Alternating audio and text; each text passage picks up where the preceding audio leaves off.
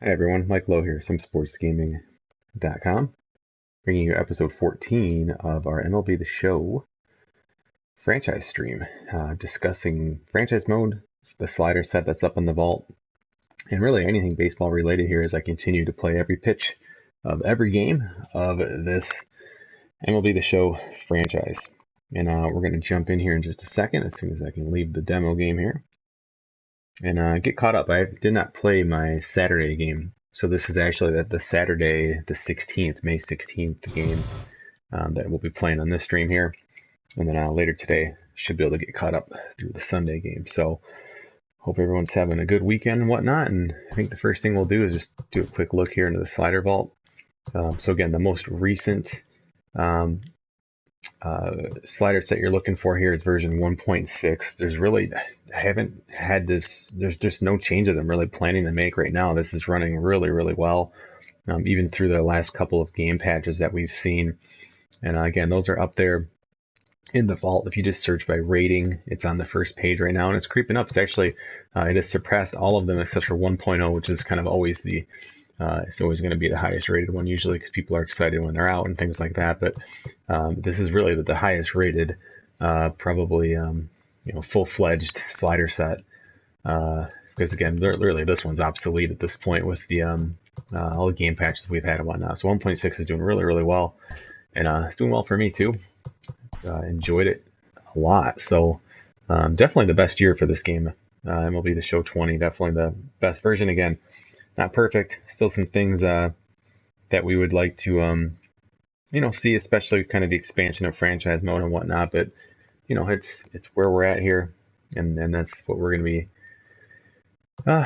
having to work through here as we transition to the PlayStation 5 and so on. So I did mention in the title of this, or at least in the description, that I wanted to take a closer look. I'll be honest, I'm kind of nervous about the draft. The draft is about 3 weeks away in this game and in real life. And we have the first pick in this draft. And I've been kind of back and forth of finding, just having these prospects pop up where they haven't been scouted. And we're doing a pretty good job of building out that pool.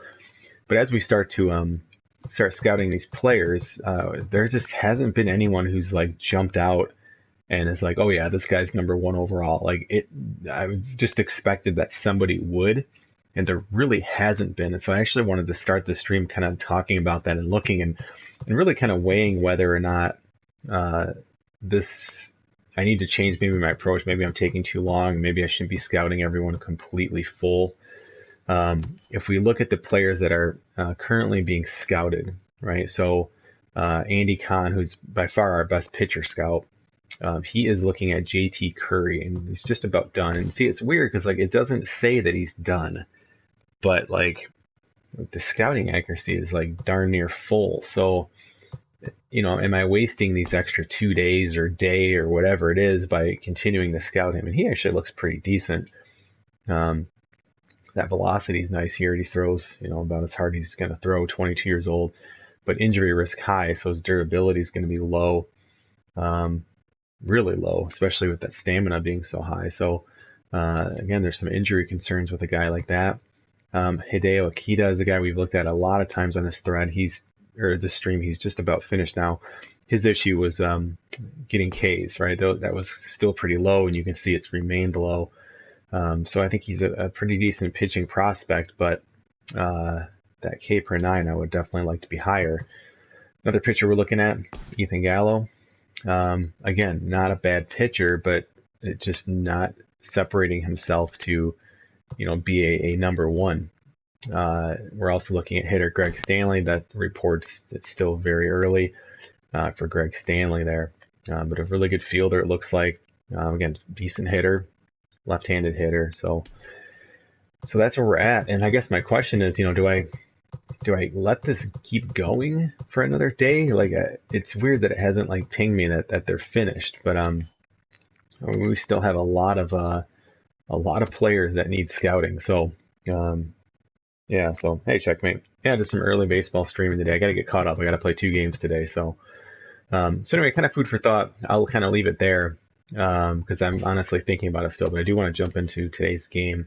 which is not actually going to be Matthew Boyd. It's actually going to be Daniel Norris versus UC Kikuchi. I think that's how you say his name. This guy is very susceptible to the home run, at least by rating. You can see his home runs per 9 is very, very low, but statistically it hasn't been that bad. But again, very, very low innings pitched, just 40 innings pitched so far. But his home run per 9 isn't all that bad. But if you look at last year's stats that had a lot more innings pitched, I mean, you can see where he gets that low rating from. So, this is probably, if we combine the two, you can see on the bottom career totals, 1.78 is still really, really high. So this guy's very hittable. We didn't hit the ball all that well in the previous game on Friday, but we did get the win 2-0. We've had a couple soccer scores lately. This is really interesting. 2-3, 2-0, 1-0, 2-0. And it's just, how the cookie crumbles sometimes. So again, a couple off days this week. So we are, ready to jump in here. A couple players will be getting a little rest today. Some of our lefties will definitely be getting the day off here. Clear Scott is in Seattle today. So again, Daniel Norris going bullpen. I mean, they're ready for those days off. Vizcaino has just still been a beast. He's been tired, but he's still coming in closing games for us, which is pretty impressive. So Cameron Maben's actually got, I've mentioned before, he's got more of a profile of like a left-handed hitter. So I don't mind sitting him against lefties at all. He's also in need of some rest. And we'll get Brock Deatherage a look here. He's more naturally a center fielder. So that is something we could put him in left field. But with Nico Goodrum's going to be playing today, I'd probably rather have Nico in center. So we'll go with that. I'm going to actually let Jake Rogers hit second today. Starting to hit a little bit better. I think that's going to be our lineup. So we're going to Stewart the day off. Austin Romine, he has how many at-bats here? 74 at-bats. Jake Rogers, 68. Yeah, and I like Jake Rogers a little bit more against lefties. So, but anyway, so Stewart's going to sit because he's lefty. Romine will just get a regular day off. He'll play tomorrow. Harold Castro, or I should say even later today, for the Sunday game. Castro, lefty. I would actually start him even against lefties, but he's ready for a day off, so that's kind of perfect. And as I mentioned, Maven, same thing. So that's going to be the lineup today. Just kind of looking ahead. Checkmate, I haven't made any moves. I just actually bumped my trade slider up to 4. It was been at 3, and there hasn't been a single trade, which I actually don't mind. But now as we're approaching mid-May here, we're in mid-May, approaching June, I've bumped that up. And then June, I don't know, I'll probably let it run at 4 for a little bit and just kind of see. But definitely as we get into July, that trade slider will be at 5 and higher. So here we go. Stats over the last 10 games. You can see a few of the players there.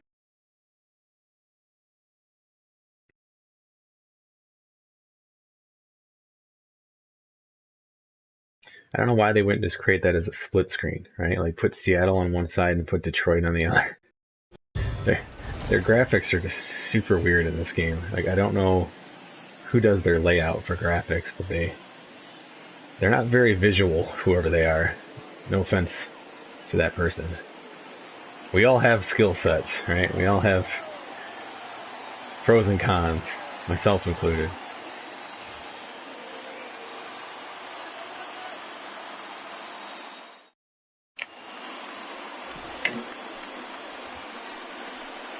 But yeah, good morning everybody. Welcome.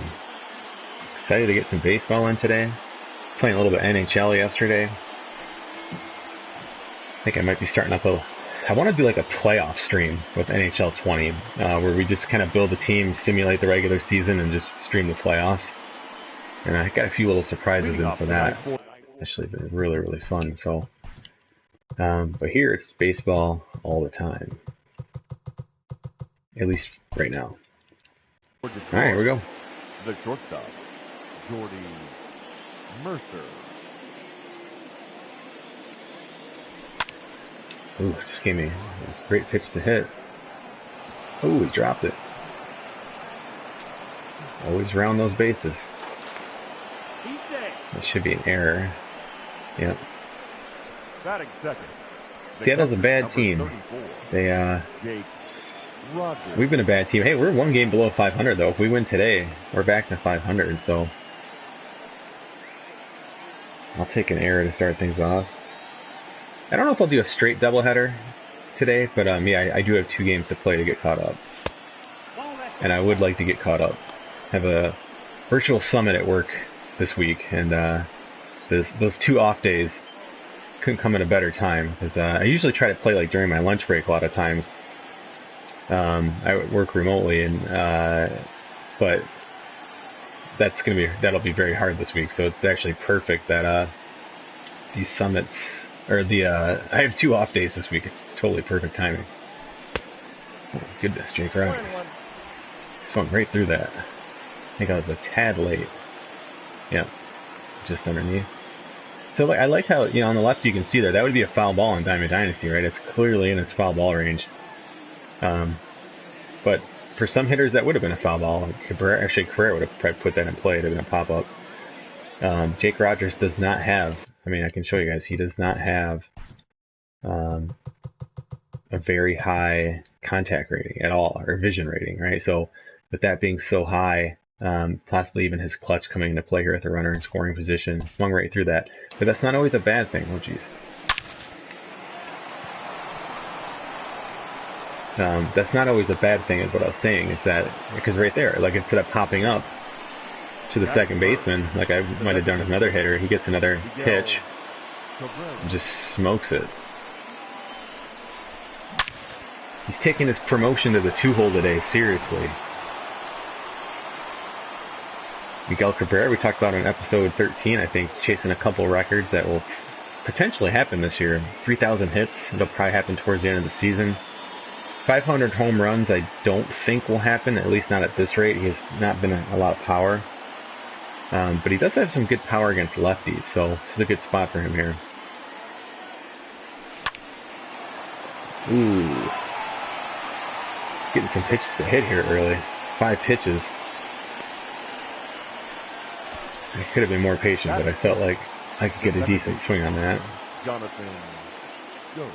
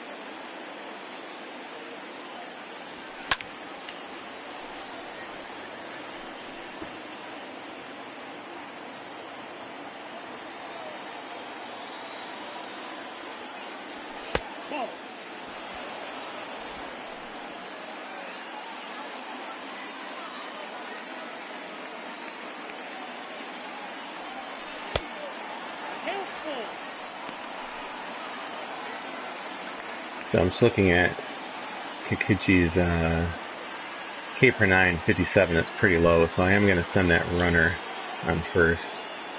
Try and score this run. He's going. Oh. Yeah, sometimes you get burned like that.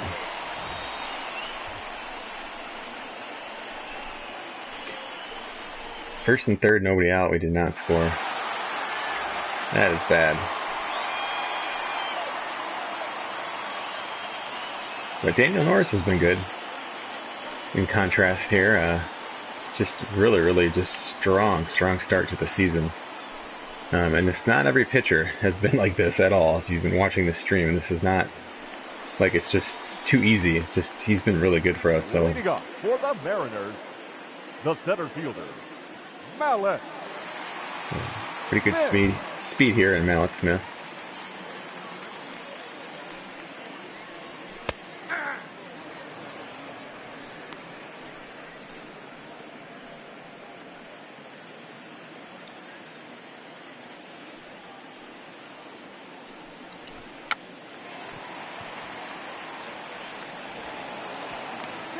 Yeah, good thought.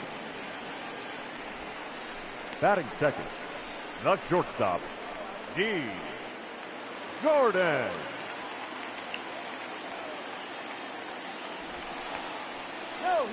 Daniel Norris does have that the pickoff artist quirk, so it's something I'll see if we can sneak an extra out with today.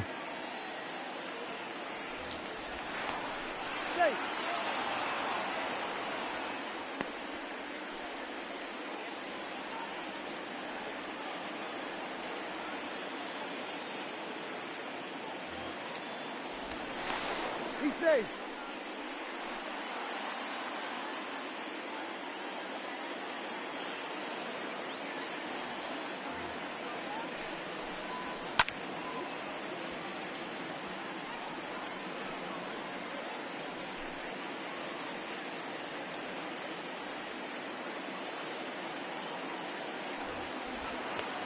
He's in there.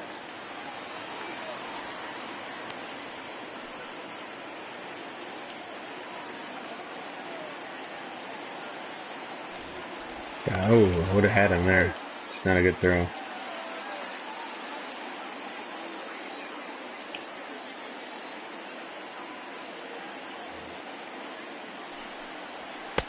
I got a ball, 1 strike.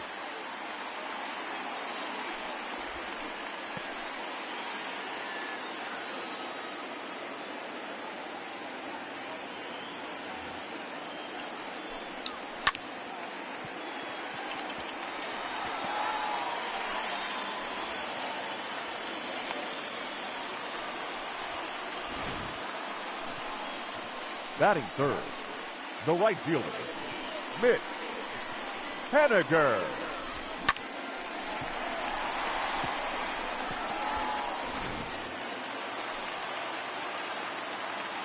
Their best hitter. Definitely their best hitter, so.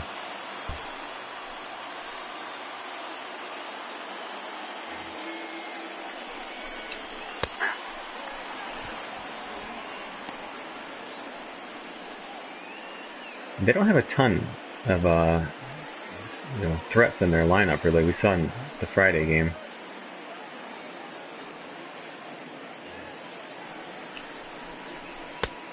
Off the plate, ball 1.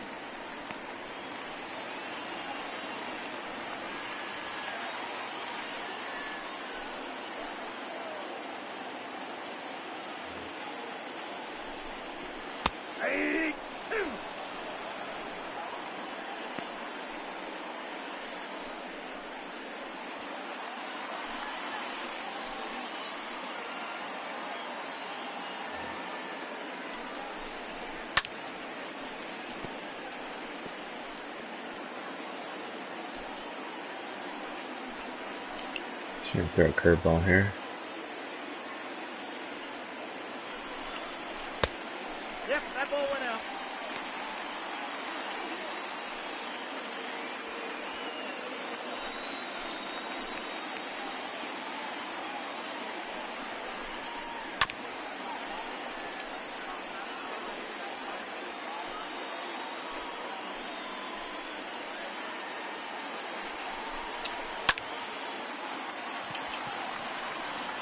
So you can see Nico Goodrum getting a little bit of a late break there, but utility guy, really, really good defender, but he's not a natural center fielder. It's just something we don't really have with the Tigers as a natural center fielder. We have some good outfielders. Seager. Definitely be on our shopping list here if we look to kind of bring in somebody. Of course, Riley Green, one of our top prospects, is the center fielder, but he's only 19, so. Oof. That's going to score a run, no problem. See, that throw should go to third. That's the problem with sometimes auto fielding is they don't always make the best baseball decisions. It's pretty rare though. And hey, sometimes baseball players don't make all the right decisions. But that throw should be going to third base. The cutoff, should be much higher up. Knowing your base runner speed right before the pitch, I mean, you're not going to have a chance to get that guy unless the ball's hit hard right at you. All right, well, first and third here, 1 out.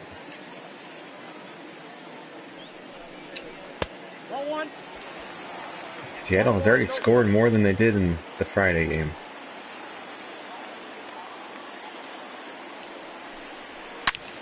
Uh-oh. They've scored a lot more now.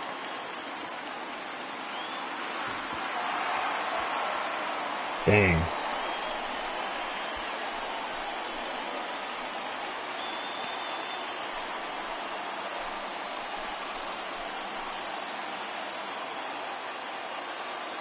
Oh, got our work cut out for us now.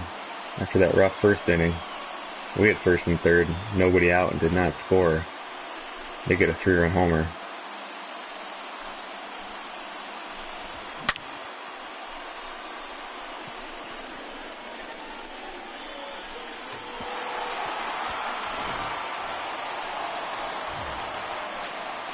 Batting sixth, the first baseman, number 22.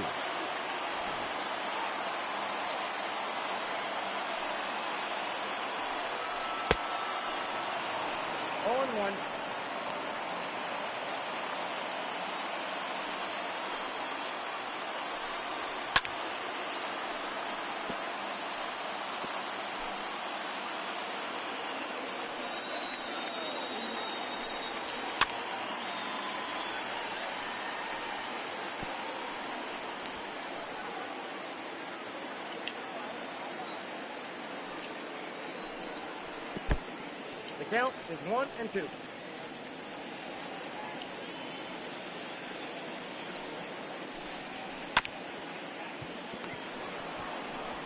Got him. Batting seventh, the left fielder, Carlos Gonzalez.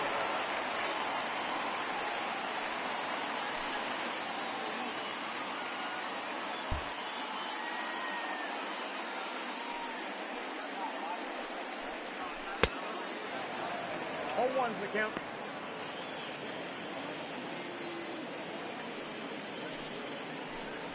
Yeah.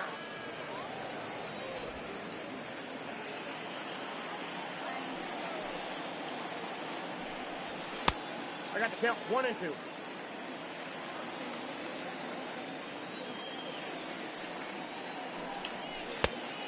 That's out.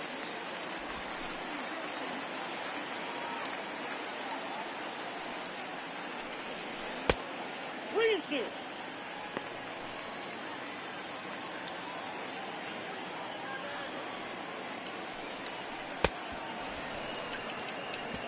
Threw a lot of pitches that inning. Gave it 4 runs, not a good inning. It's still early.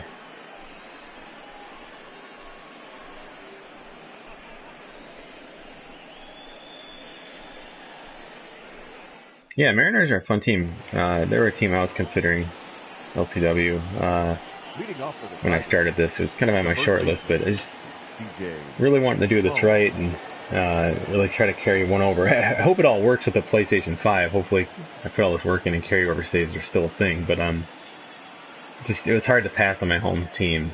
And but yeah, I think the Mariners just have everything going for them as far as a good team. They have good uniforms and nice stadium, and those are the things you can't really change too often. So Ball inside. we had a chance to capitalize in the first inning. Uphill battle now, but very, very early still. You'd like to think you can score 4 runs.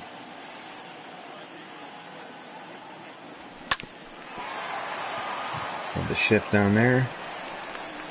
Oh. batting fifth. Take a look at your Mariners defense.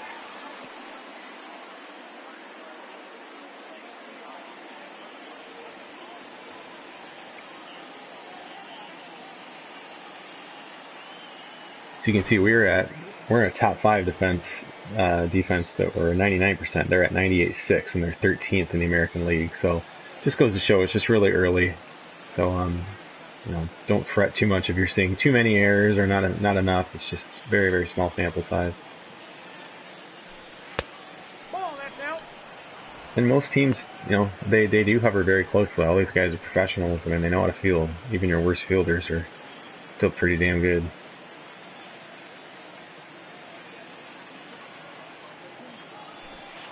Nope.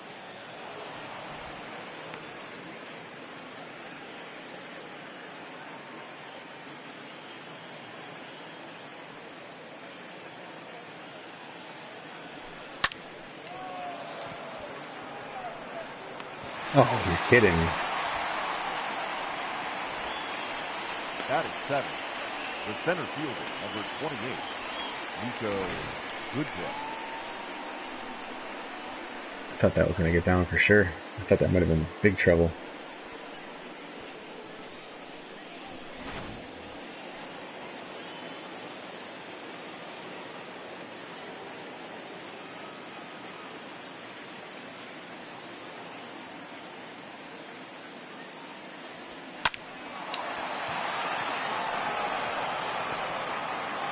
A 2-out single. He's only thrown 17 pitches so far. Inning and 2/3. Batting eight, the third baseman, Gamer. No, that's not really leaders. That's in reverse order. We are right towards the bottom there in the American League. Only the Rangers. Mariners are also there. So, again, four runs scored for them.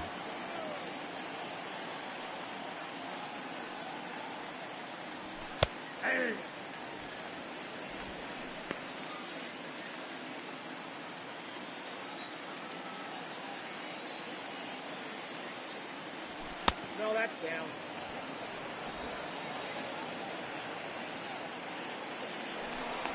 Safe.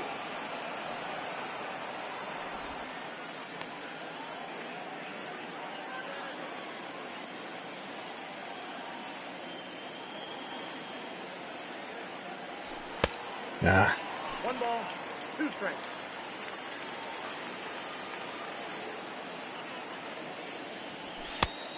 Ball, that's inside.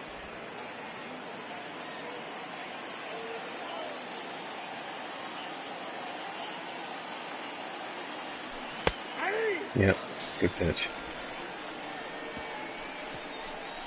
Making this guy look like a damn all-star today. Who would bring a backwards K sign to a game? I love strikeouts, but more importantly, I love the caught looking strikeout.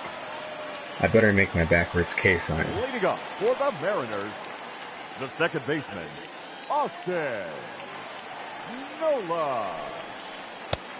1-0.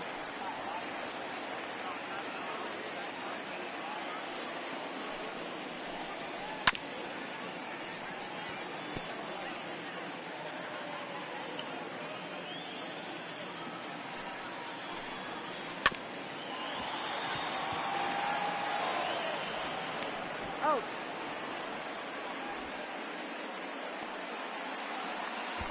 Batting ninth, the Here's designated Tigers defense.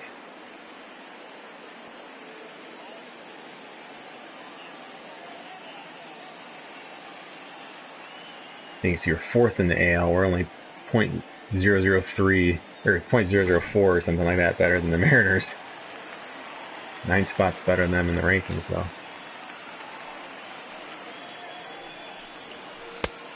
Count 1-0. Try to get a quicker inning here for Daniel Norris.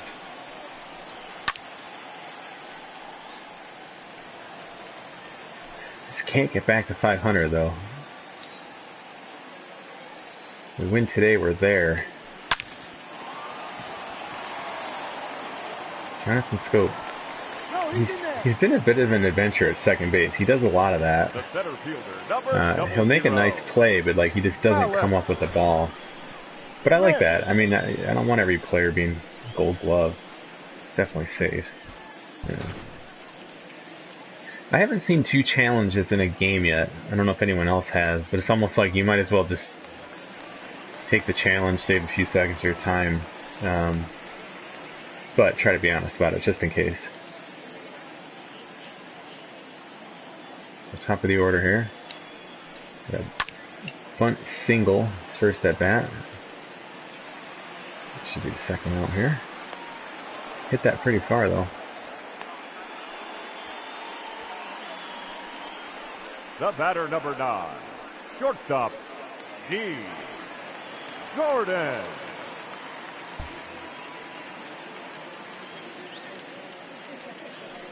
Oops, not a good pitch there.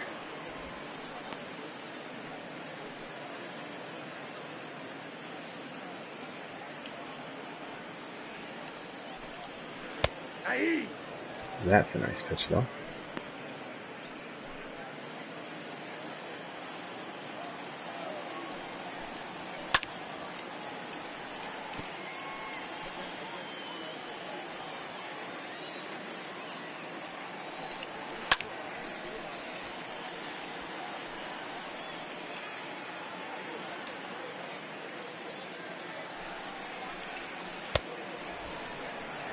Much better inning for Daniel Norris. See if we can get some hits.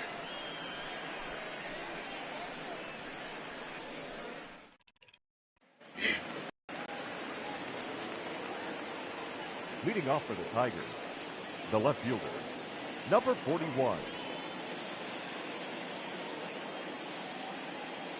I'm going to try to take advantage of that outside red zone here. That's a ball. And really all I'm trying to do is just poke something out here. Nothing fancy at all with him. Just get on base.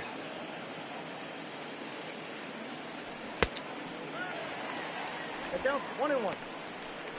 Waited a little too long that time.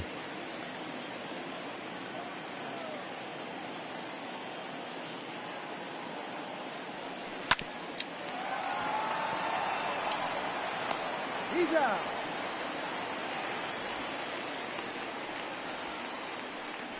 The batter, number 9, shortstop, Jordy Mercer.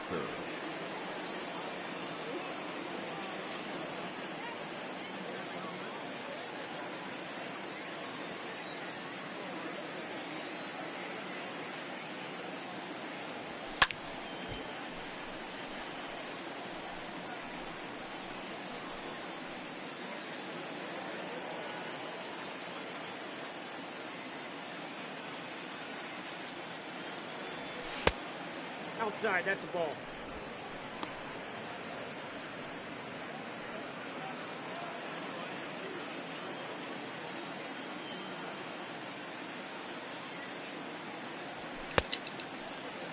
One ball, 2 strikes to count.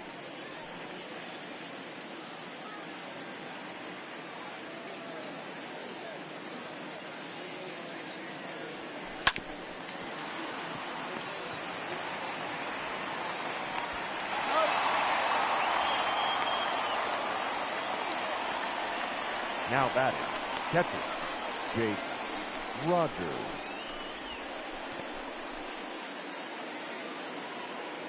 Well, Haniger's a corner outfielder, right? I mean, yeah, I don't know, maybe. I mean, I like Reyes a lot in right field.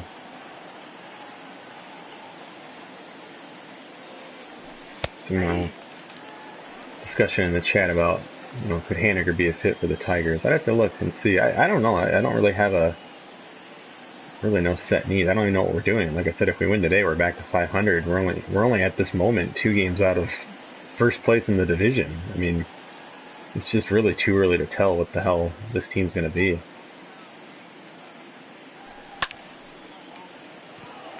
Just missed it. Come on, Tigers.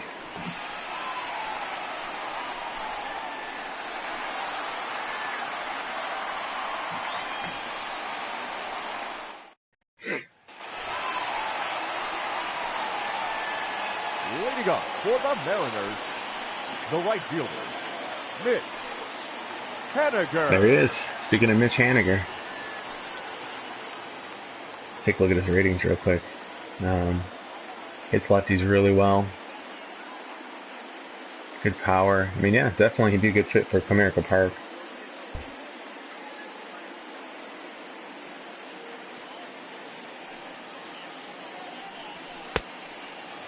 All ones the count. Got 11 home runs already.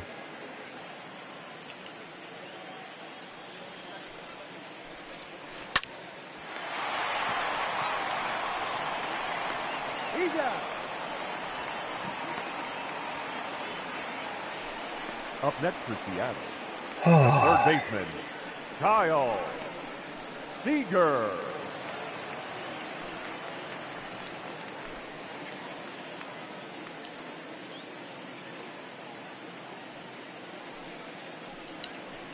Ball. Got the shift on for Seager here.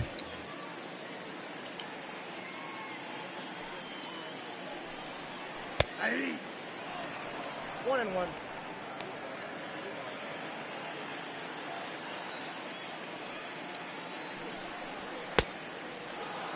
The count is 1-2.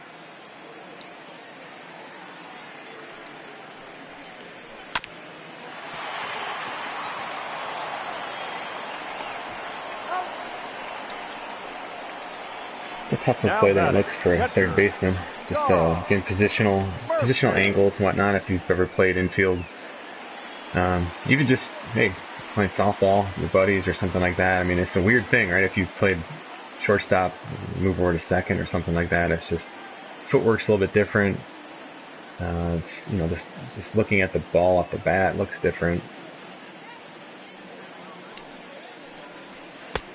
It's kind of like not completely foreign, but it's kind of like driving your friend's car or something, right? Like, you get the gist of it, but it does always feel a little bit different.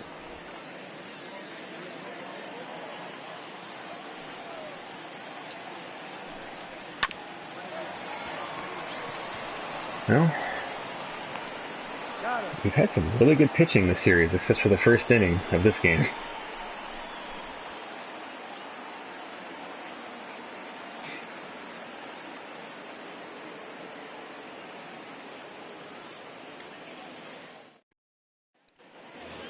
I get to go to Seattle. When am I going to Seattle? September? Assuming the world's somewhat back to normal.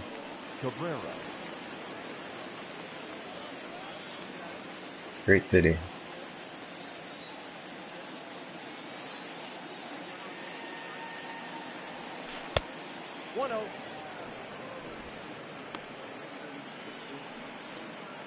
.479 home runs.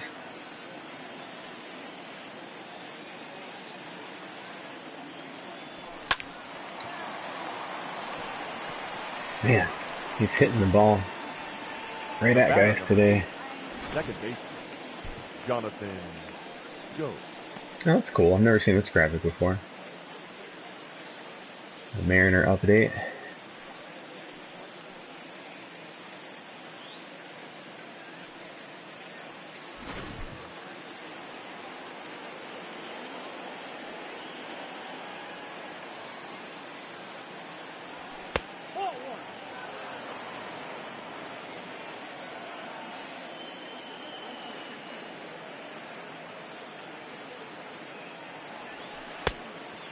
Out.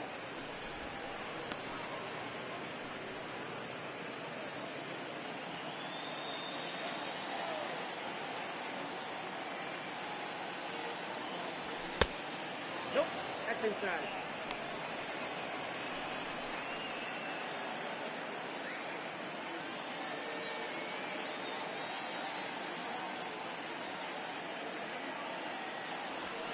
Top four, that pitch is out.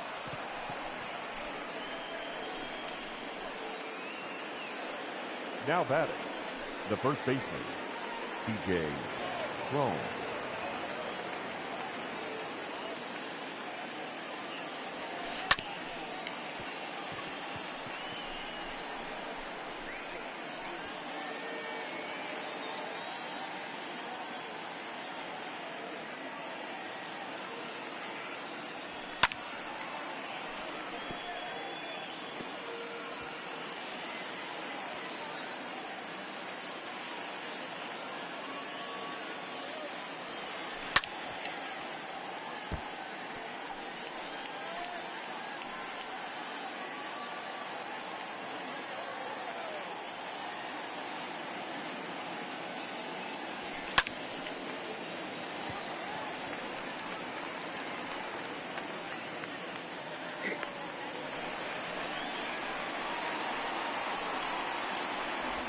Now batting, right fielder, Victor Reyes.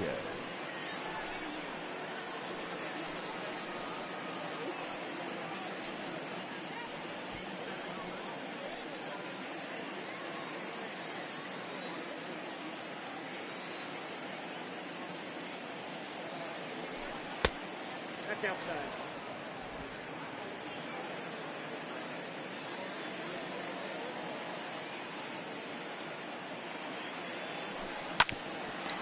Oh, goodness. Didn't make good contact, though.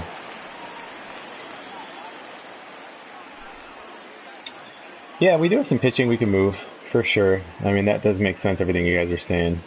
Adding some bats and whatnot.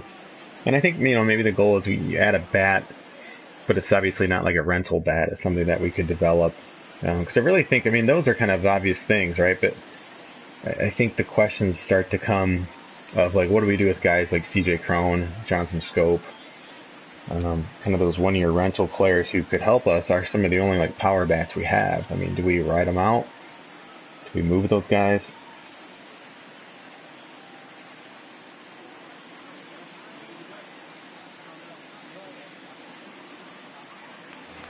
Yeah, I don't think I got deep enough into my franchise even last year. For the Mariners, I was traveling earlier in the year last year and just kind of got way off the schedule and just never recovered.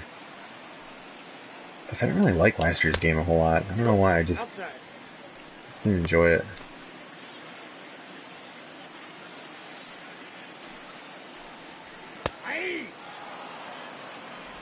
Is it just me, or does Daniel Norris have like some of the biggest feet you've ever seen in this game?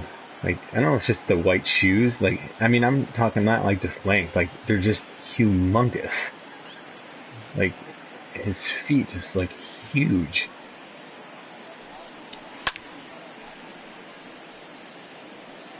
Like the height of his feet. I'm not even talking the length. Like I said, it's like the height, the width, they're just massive feet.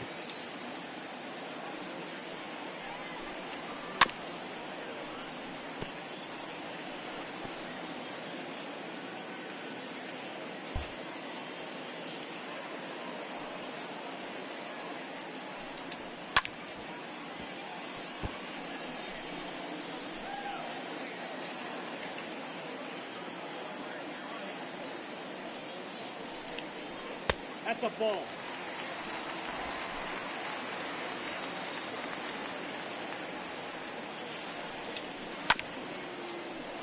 Good grief.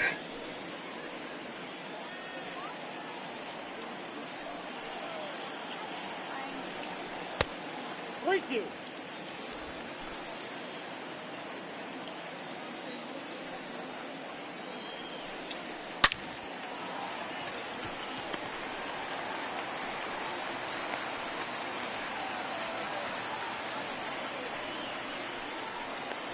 now batting, left fielder, Carlos Gonzalez.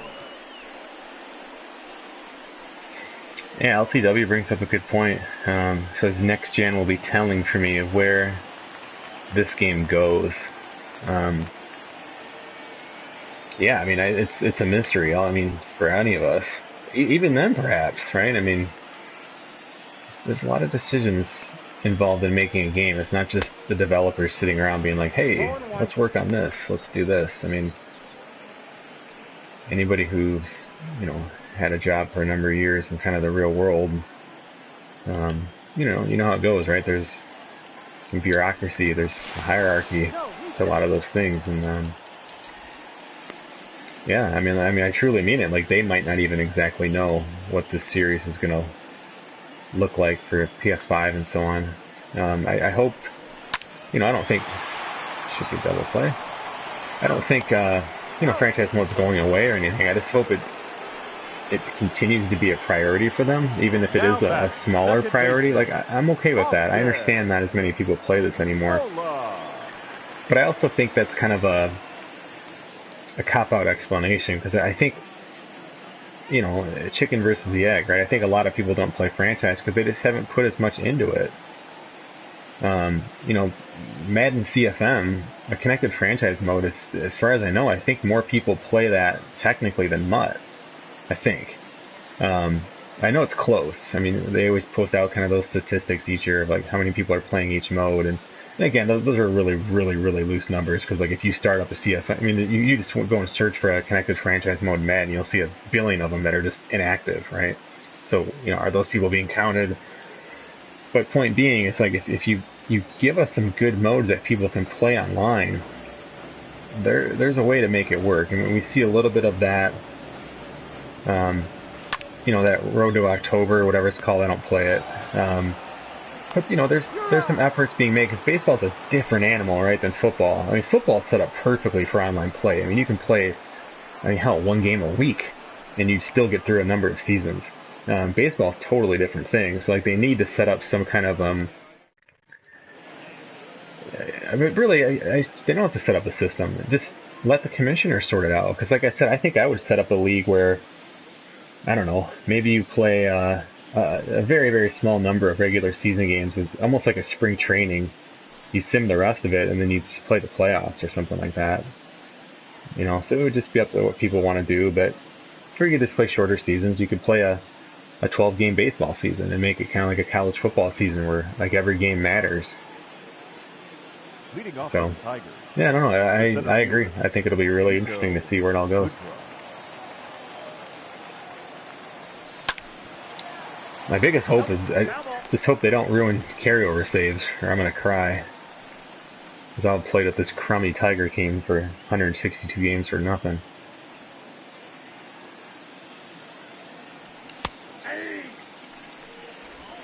Not sure why I didn't swing at that.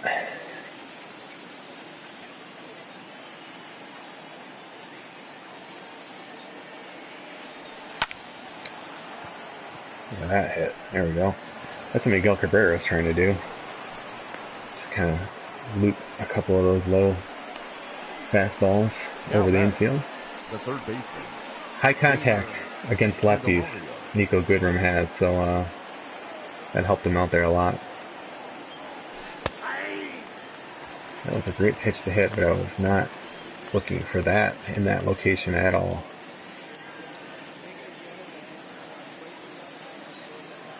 Looking outside here, looking to hit the right field. But not that far out.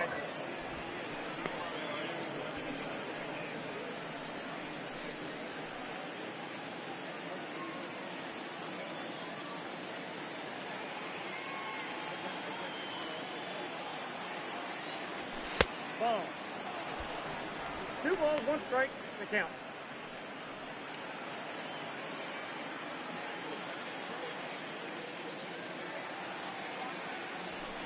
Ah, 2 balls, 2 thought that strikes. was coming down.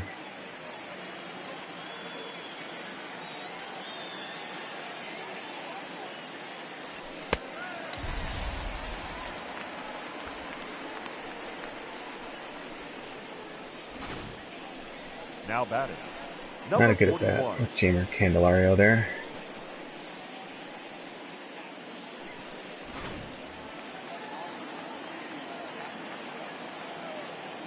Might try to hit and run here at some point That's a ball. to help Deathridge out.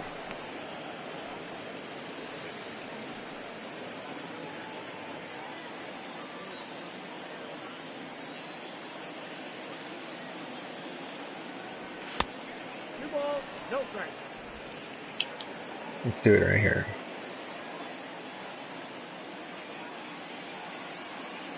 He's going. We got 2 balls, 1 Man, strike. we can't steal at all.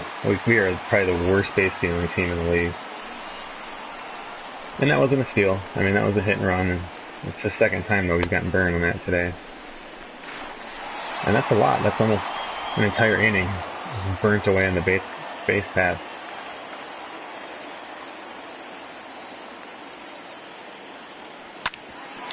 And then, of course, the next pitch.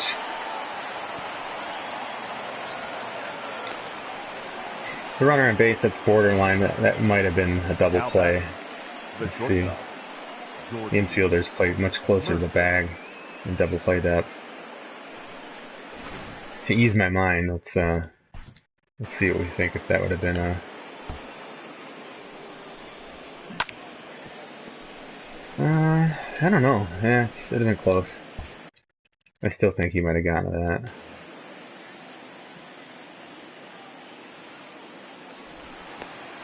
Hey.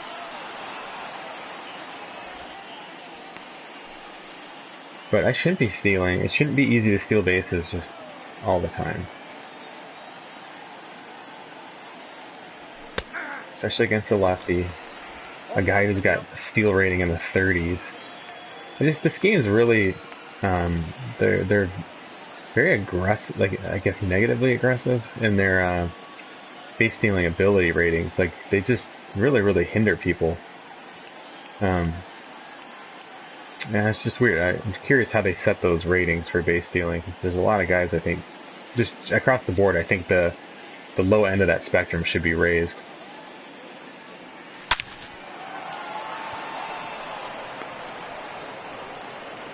Right down the middle. Jordy Mercer continues just to be hot. Catcher number 34, Jake Roberts.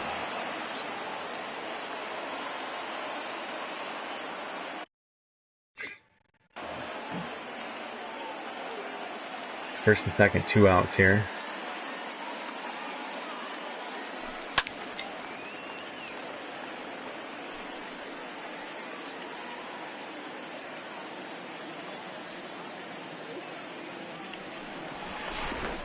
He's safe.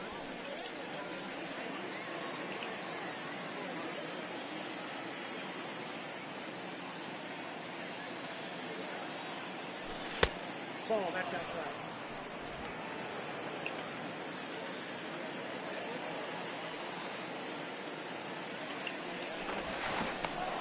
He's safe.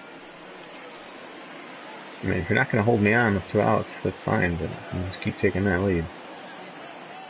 Especially the good base runner. Ball, that misses out.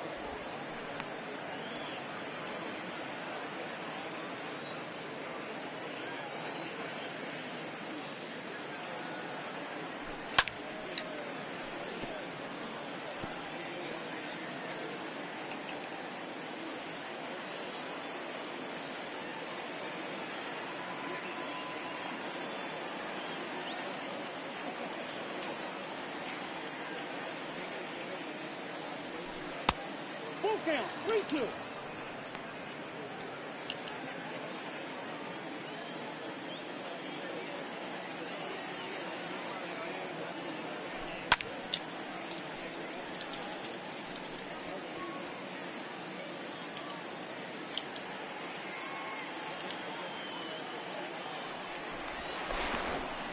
He's safe.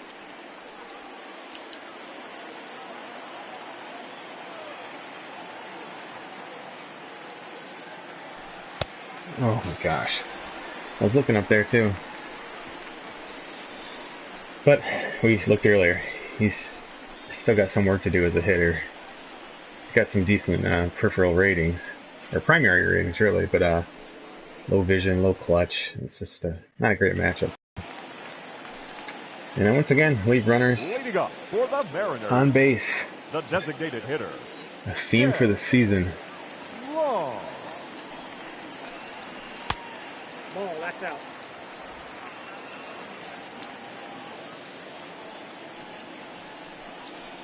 Hey!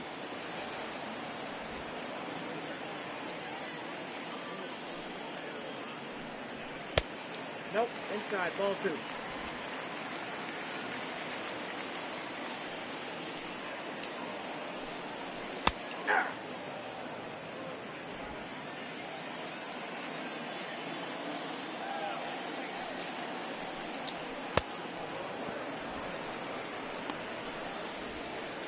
Decided to go right after him there. AI starts to pick up on me. Double-0. You start Mallet. kind of dilly-dallying when you get 2 strikes, so...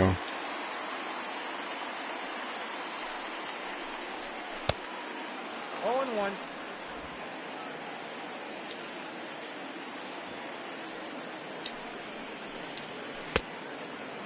I got the count 0-2.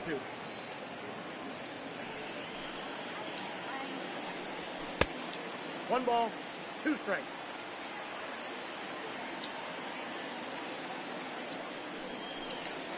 Ball 2.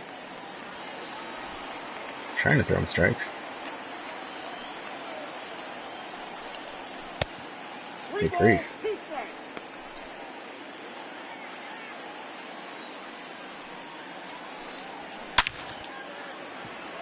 Dang, hit that pretty well.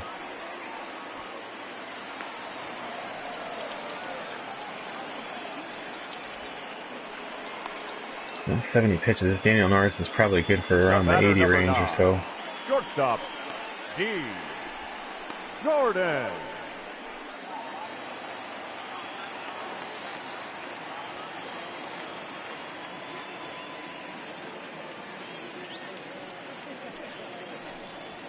Ball.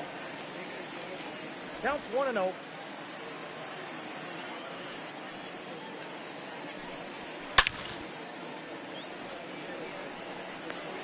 Now, see, that's an interesting. He kind of froze there, right? He's a center fielder default.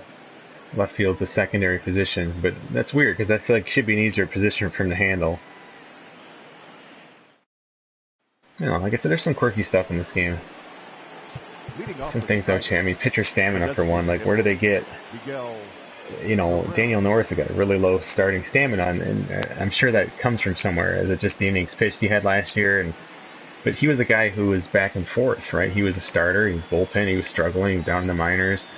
So, like, how do you really know? And that's okay, I guess, if they give him a low rating. But then, like, how do you how do you increase that stamina over time? And that stuff happens. Like, these ratings are dynamic, but they're just not quite. Like, you can't stretch a starter out enough, or you can't stretch a reliever. You know, Alex Wilson used to start games in his career.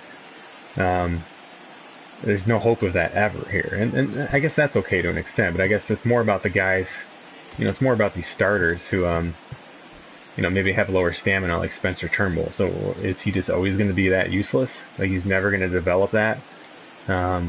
Because that's a rating, like, and I get it, like, not all these ratings should just shoot up skyward, but stamina should be one that you can increase or decrease rather quickly. So I don't know. It's just neither here nor there, I guess. But. Well, what do we go with here? Really depends how this inning goes, but I don't know.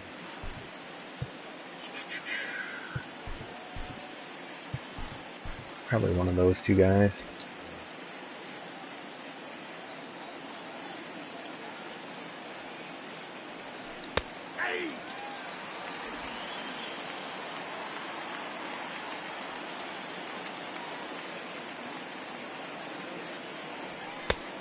Ball left outside.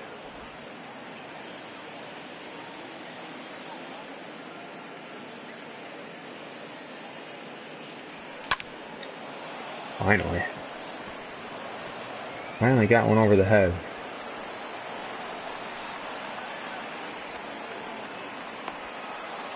They better not score that a single error. Yeah, okay. Now batting, second baseman, Jonathan Jones.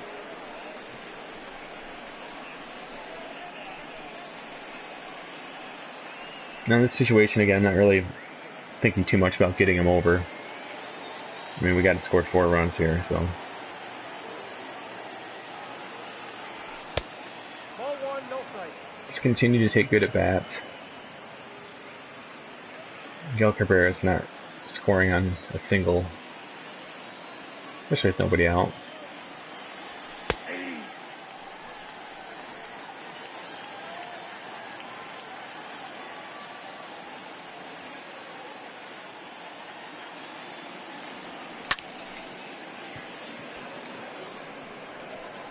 Where is he going to tag up here? Just not worth the risk. He'd have been out by a mile, so. Now batting, the first good swing by Scope. I was hoping that would have found the gap.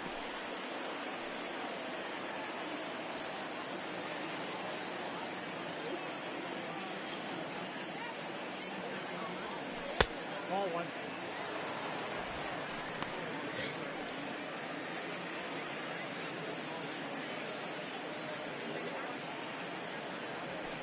No, that's low.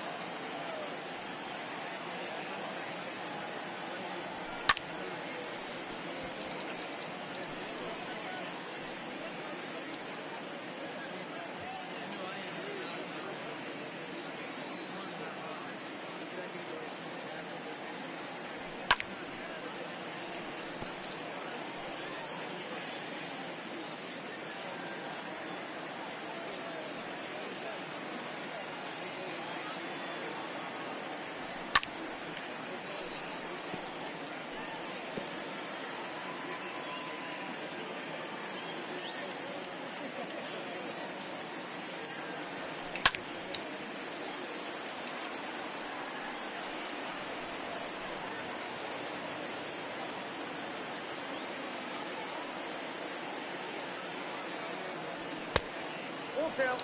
3-2.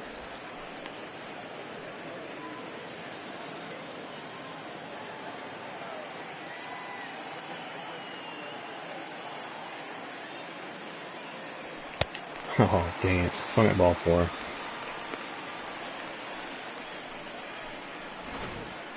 Now batting, right fielder, Victor Reyes. It's not even close. Bad swing.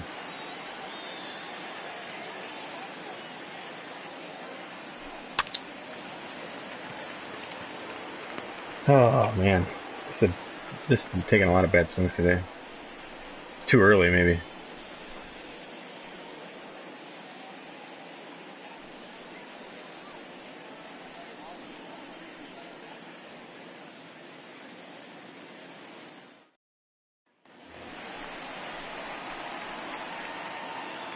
Leading up for the Mariners. The right Yeah, at the fielder, same time, with the regression stuff, don't get too hung up on ratings. I mean, again, Jordy Mercer is a perfect example of that. Like, I don't even look at those ratings very closely. Just try to focus on performance. Because, I mean, it just doesn't really tell you a whole lot. Like, go ahead and regress my player. I don't really think that those are a direct correlation to how they're going to perform. I don't know if they're slightly ghosted a little bit, or they're slightly masked, or I don't know. A little fog of war going on. I'm not sure, but they don't always seem to match up. And again, I don't know that for sure. So what I'm trying to decide is, do we want to make a pitching change here? And I think the answer is yes. We're going to go with Daniel Your Bard here. attention, please. Now pitching for the Tigers. He has Number the 51, stopper quirk, Daniel so Bard. really want to keep this a 4-run game.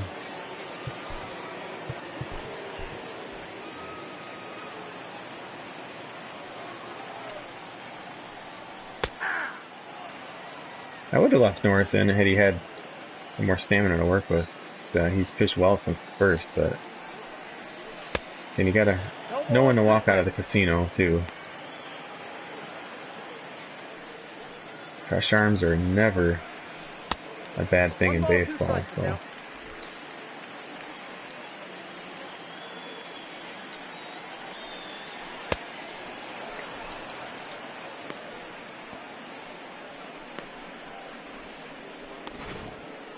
Up next for Seattle, the third baseman, Kyle Seager.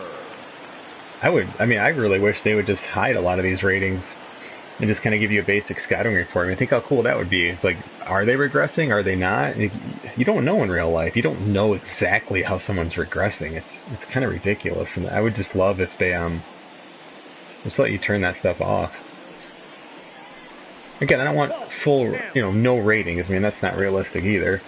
But just give me a real simple scouting report. And that's what I'm hoping, for the sake of all hope, that's maybe what those ratings are, is that they're just a little bit of, kind of like generalizations, but I don't know. At the same time, I don't think this game's putting as much thought into it as we are right now, or something like that. But you see that in games like Out of the Park Baseball. The catcher, number 2. In an online league, a real-time league that I've been in since 2015. We play every single day. One game at a time, one calendar day at a time, and I've been doing that since 2015, and still see it all the time. Guys just prioritizing ratings, and there's a lot of bad teams with some highly rated cough prospects and whatnot, and but they're not looking at the stats that will clearly show you, like, this guy's overrated. And to no one's surprise, probably we have a lot of the same teams each year doing really well, and some teams perpetually doing a lot worse every year. So Daniel Bard's quietly has pitched a nice inning here. The count is 1-2.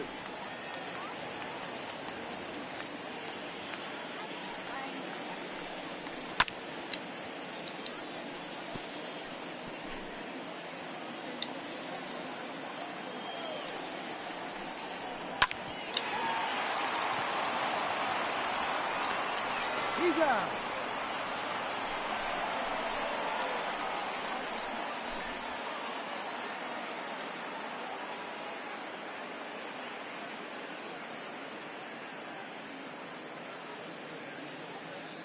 If you flew a drone over a baseball stadium like that during a game, what would they do? Would they shoot it down or something? Or Center fielder, number 28, Nico. I'm sure people have tried, right? I'm not up on the latest drone rules. That should get down. That's going to be a triple. Oh, thank God Hanager didn't catch that one. It's about to cry. All right, Nico, a couple hits today. Third baseman, Jamer Candelario. But see, that ball should be slicing more. Like, it's weird. Like, the year they introduced that, I've said this a number of times now, when they introduced, like, the new, like, ball slice mechanics or whatever it's called, it was really well done. And I think even the second year they had it, it was even better. Like, they refined it. And, oops, what am I doing? And I feel like this year, it's gotten worse for some reason. Like, it just doesn't slice as much. And like so like, I mean, there's obviously some slice to it, but like, a ball hit that late, I don't know. It's borderline. And like, I don't think there's any slider that's like interfering with that.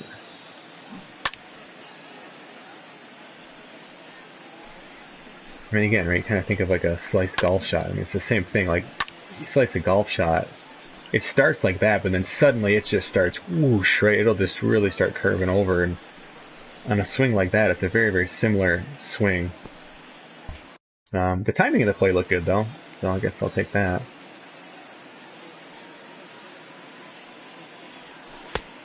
Yep, that ball went out.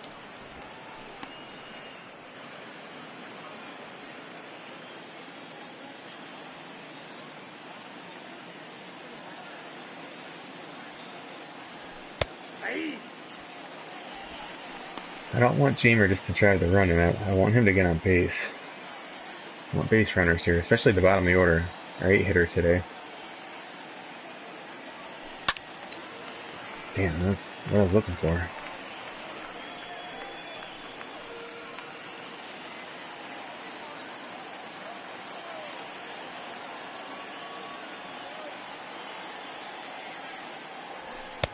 Ball, that's inside.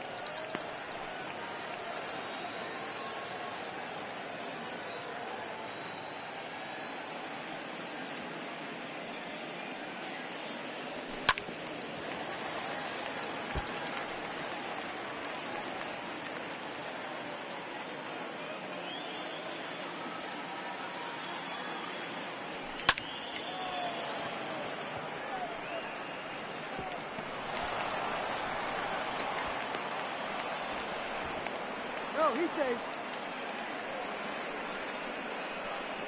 Now batting, number 41. Alright, wasn't the prettiest, but don't care. I'll take it. Oh, this is actually perfect. Bringing in a righty to go against our lefty. I would have probably left him another batter.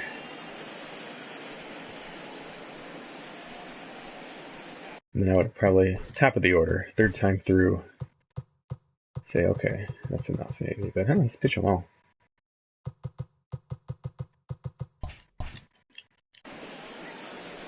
So going with righty. It's a nice ovation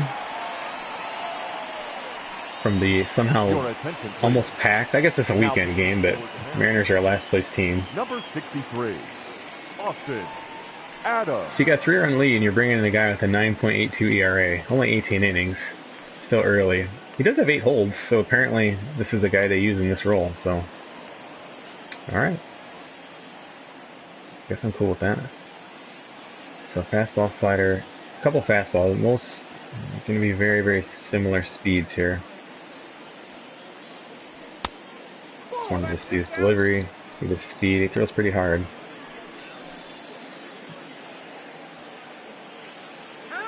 take a look at his ratings and see if he's a good hole guy for them.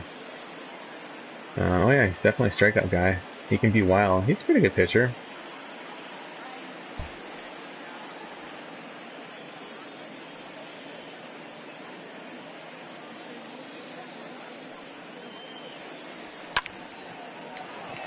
Two hits for Brock Deathridge today.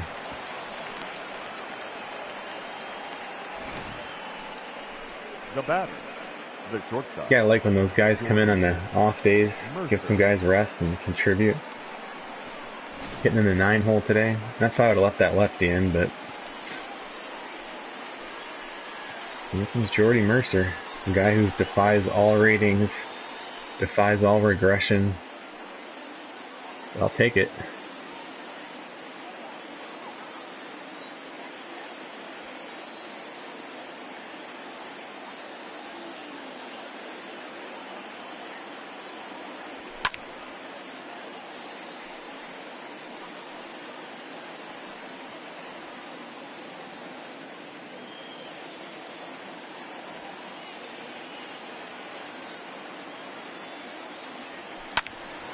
Oh, gosh.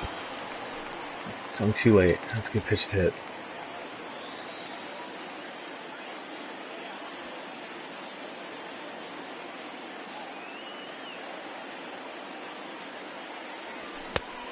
Nah, drop the cursor. Just a little overmatched in that at bat. The catcher, number 34, Jake Rogers. Gonna show faith in Rogers here.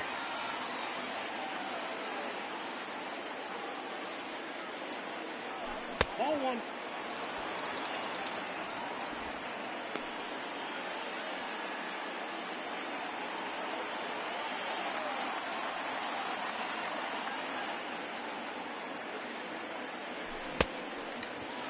I got 1 ball, 1 strike.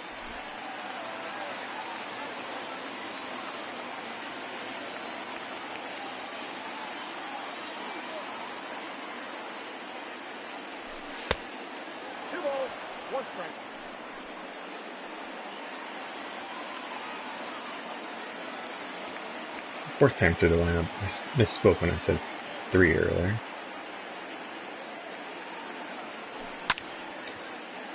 Damn, just missed that.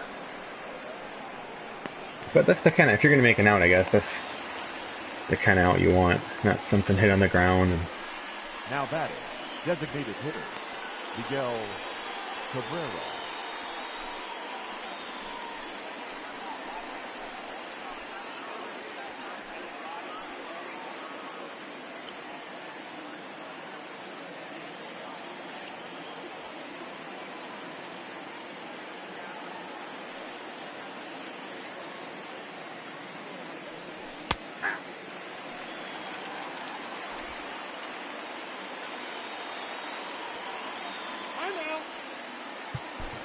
Forgot to get my bullpen set up here.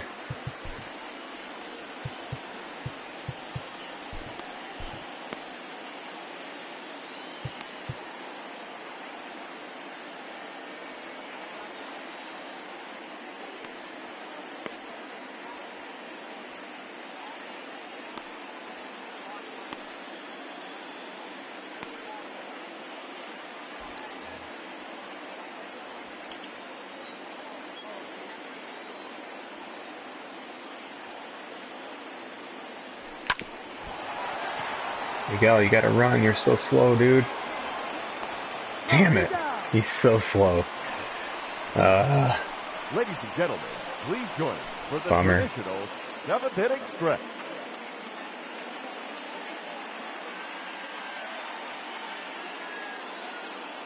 Yeah, but simming games, Ryan. Come on. It's a console baseball game. Got no time for simming. For the Mariners, the first baseman, number 22.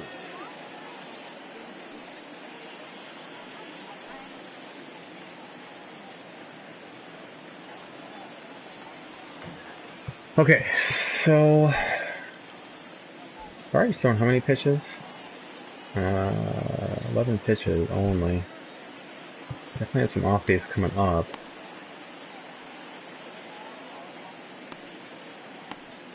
Can't at least let him pitch one more batter here.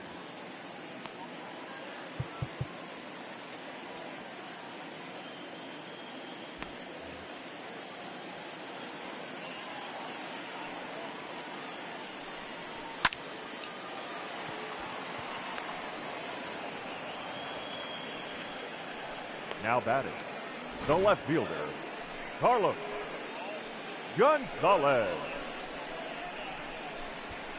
Plus, there's just nothing as rewarding as playing all 162 and seeing all the stats and seeing the output of what you're able to do. And really, again, it starts to show off kind of the game's ability to... I'm going to actually let Bard keep pitching here. But it shows the game's ability to, take a kind of a single input method, I guess you could say, by the user, right? You're one person, but you're using a variety of different players, and they're all producing different outcomes. And again, that comes off of ratings and whatnot, things like that, whether they're accurate or not. But they do a good job at that because, I mean, it really does stand the test of time. Like, I've done this numerous seasons now, played 162 games, and it's like, you don't start seeing like, oh, this isn't working right. I mean, on default sliders and stuff you will. But, luckily this game's, slider, the actual sliders themselves are very reactive, and they do what they say, unlike Madden's that are, kind of quirky and don't always lead to what you think they're really doing. 1-1.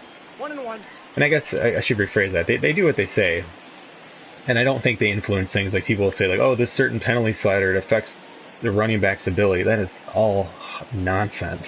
Like, just complete nonsense. The problem with Madden sliders is they just don't have as big of an impact. Like, when you click something down, you could put something down to, like, 0. And here, it's like, it's going to make a big impact in this game. But in Madden, kind of the game engine's going to prevail every time. And the game engine prevails in this game too, but the sliders make a difference, luckily. Otherwise, I mean, to me, I wouldn't play this game. It wouldn't be playable if you couldn't get things looking and setting up properly. Nope, that's ball 4. Take your base.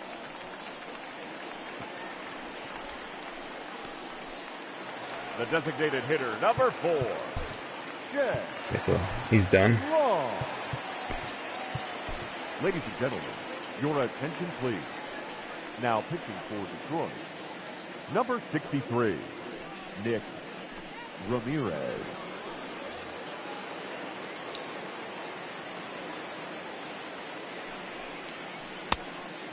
One. This is the last guy I picked for the 26-man roster this year. He was very, very rough to start. He's definitely been better. But this is what he is, just our secondary lefty guy. I always like to have at least 2 in the bullpen. I like one as the setup, like we have with Cedeno. But need another guy too, who's not going to be needed in those setup situations.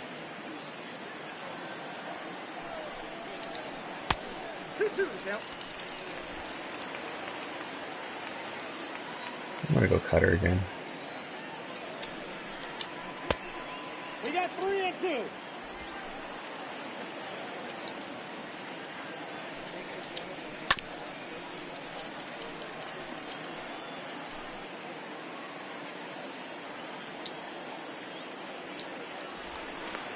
Stay.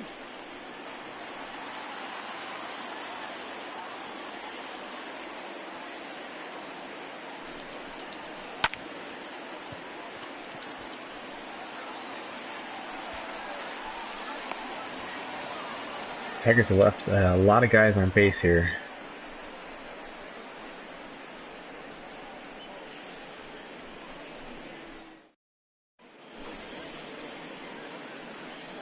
Yeah, Miguel Cabrera with 0 speed. I feel like that's a little bit ridiculous. I mean, he's obviously a lot slower than he used to be, but 0? Like, you're telling me he's not faster than, like, David Ortiz? Come on. The second baseman, Jonathan Jones. So the 8th inning. Probably just gonna sit Buck down for now. Starts to get close. I mean, if it gets close, it'll be Cedeno.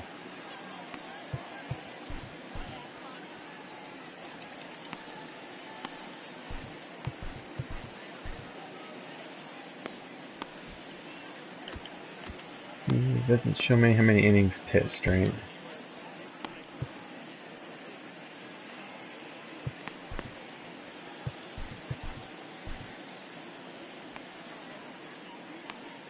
That's fine. Inside ball.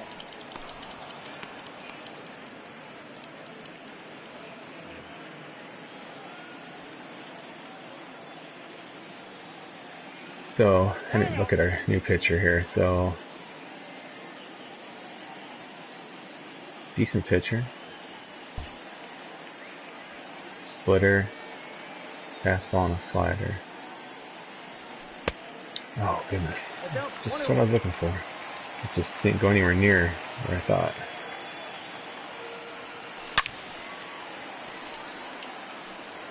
Scope would be so much better if I could just wait on those breaking pitches. Because he clobbers them.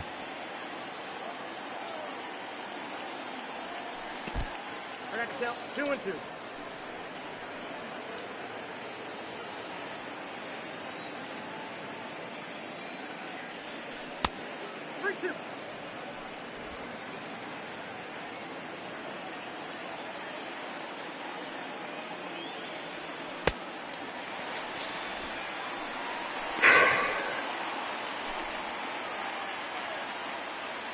Now batting, the first baseman, T.J. Crone.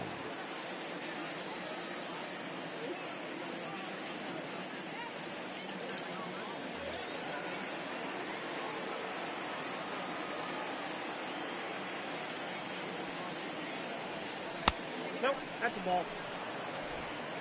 Count 1-0.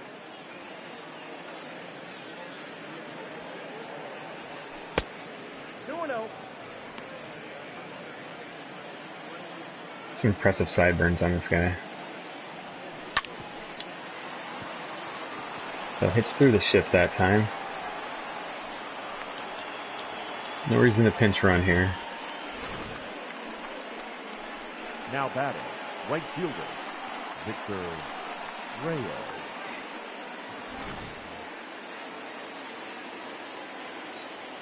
Victor Reyes, no home runs this year. I wonder if this is the time. Ball in.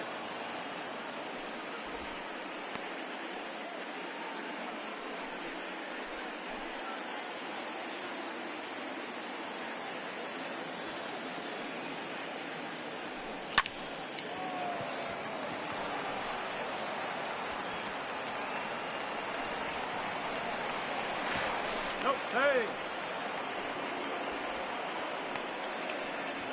The center fielder, number 28, Nico Goodway. Now Nico, not as good of a hitter against righties, but he's got a lot of power. This, could be a spot where we pinch hit. Not great clutch, because we just don't want a damn strikeout. So yeah, I'm going to pinch hit here. It's got to be Harold Castro, right? I mean, I might pinch hit even Candelario, too. Castro can come in and play the outfield, so that's fine. Your attention, please. Pinch hitting for the Tigers, number 30, Harold Castro. Ooh, damn. That got on me a lot quicker than I thought.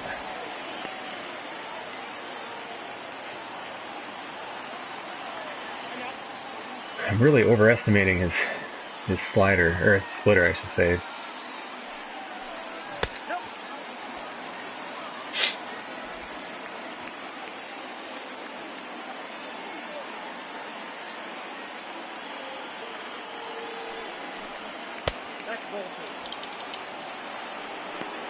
About to make this a 4-3 game here.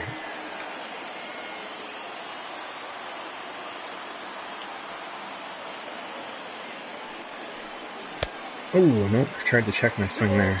2 strikes. That's disappointing.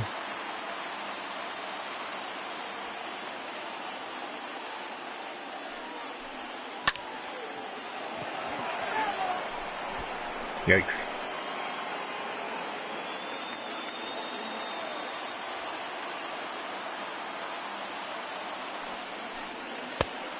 Gosh dang it.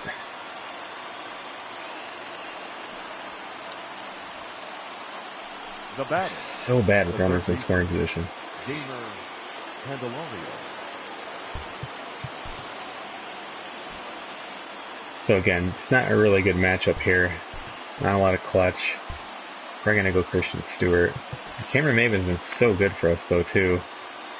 He definitely hit righties. 65 clutch, 67 clutch.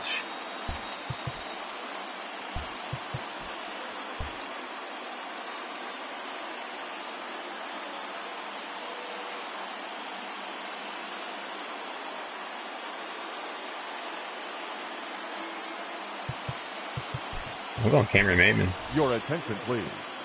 Pinch hitting for the Tigers. Number 4, Cameron Maven.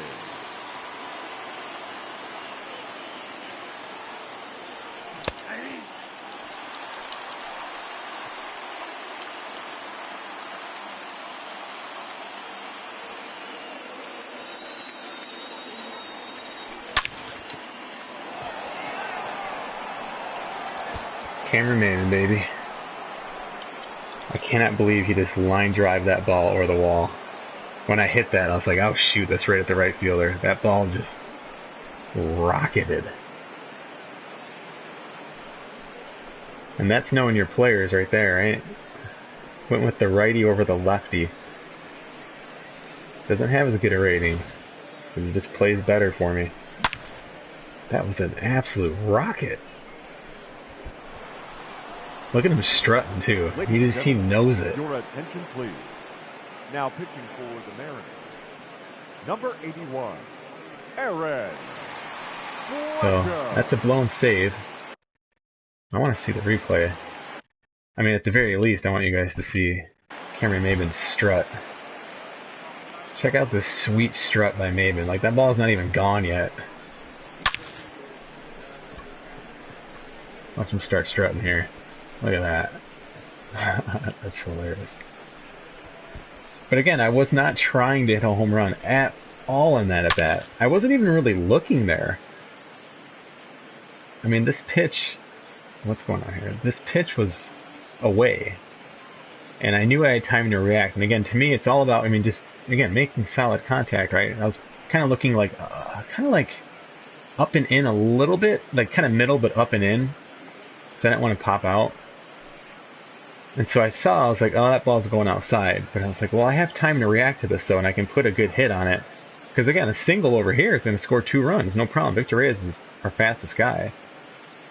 So that's all I did. It's just, hit it to where they throw it, right? If the ball's outside, you want to hit it to that side. That doesn't mean necessarily move your cursor. It's more to do with timing and whatnot. And so you have time to react to pitches that are outside. And that's all that was. That ball just launched. And again, maybe clutch rating, that sort of thing, but that is a clutch home run if there ever is one. Why are there so many damn people at this game? These teams are terrible. It's Saturday, but come on. This is ridiculous. Okay, so we need to get some bullpen stuff set up here. Well, it's going to be Xavier Cedeno, so I'm okay with that, because Minez could come in if need be. Buck Farmer, if it goes extras, would pitch the 9th. Yeah, so I'm fine with that. 2 outs, no reason to pinch hit here. Ball, that's out. Let's see what Aaron Fletcher brings. Not very good. Hey, Brock Deathridge has a quirk now. He's suddenly a fighter. It's interesting. Ball 2. Haven't looked at his repertoire yet. Apparently throws a 4-seamer. Yeah, pretty standard stuff there. I'll take a pitch here. Whoa, that's down. Take another pitch. He gets on base. He's definitely our best base runner, best base stealer, best base running threat. We're also the world's worst base stealing team. Down to 3-1. And I wonder, like, if we just have some coach quirks or something that are impacting that. You know, each coach has different ratings and whatnot, like +1 this, +2 that. Some of them are minus, and I just wonder if we just have some steal ability ones or something.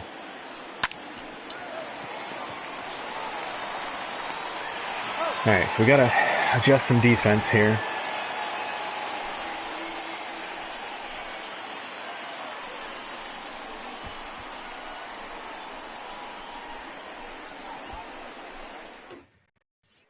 Your attention, please. This change defensively for the Tigers. Now playing center field. He'll go to third. Number 30. And he will go to right. Castro. And Victor Reyes will go to center. Number 4. I wish they'd ask you those before the inning started, like they do with the pitchers. It just sometimes looks a little silly. The center fielder, Mallet. Miss. Okay, so we're good on defense there.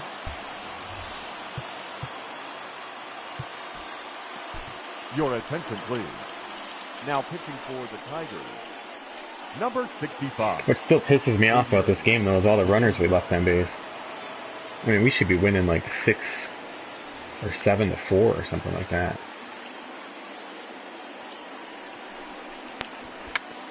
Ooh, I didn't think about that. Better hurry. Good play. Daniel's so good. Look at that. Now batting. Runs a straight line. Trusts his first baseman to get. That's the only way you're getting that out. Daniel played that perfectly as a pitcher. Let the ball go. Especially when your first baseman has abandoned the base entirely. Someone's got to be there. Very well played.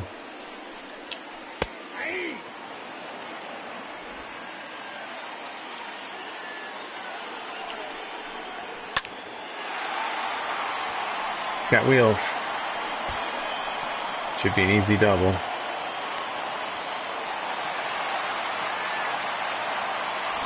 Up next is the out. The right fielder, Mitch.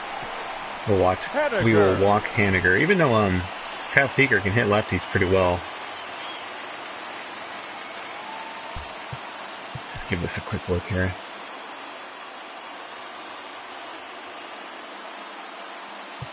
I think I actually might bring in Joe Jimenez after we walk Haniger.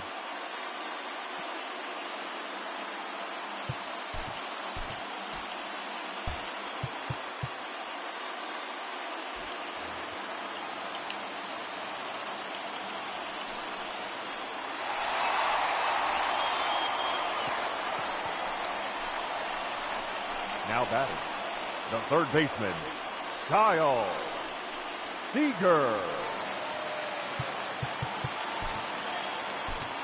I don't think I want to bring in Buck Farmer even. I like that K per 9 here against some guys who are coming up with bad contact. So even though, you know, the home run's definitely a threat, whereas Buck Farmer's better. Look at the clutch rating, 69. Yeah, this is a good spot for Joe Jimenez. Ladies and gentlemen, your attention please. Now pitching for Detroit, number 77, Joe Jimenez. So double play depth.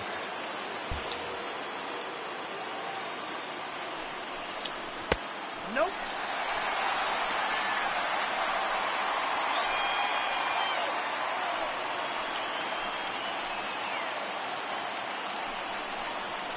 Ooh, that's a dangerous pitch.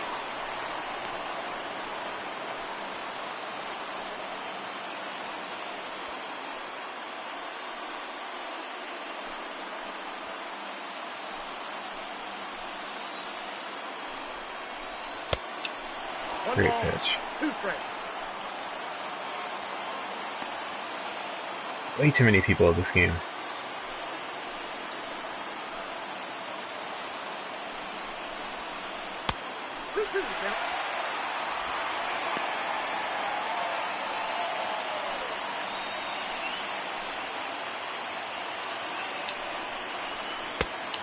3 balls, 2 strikes.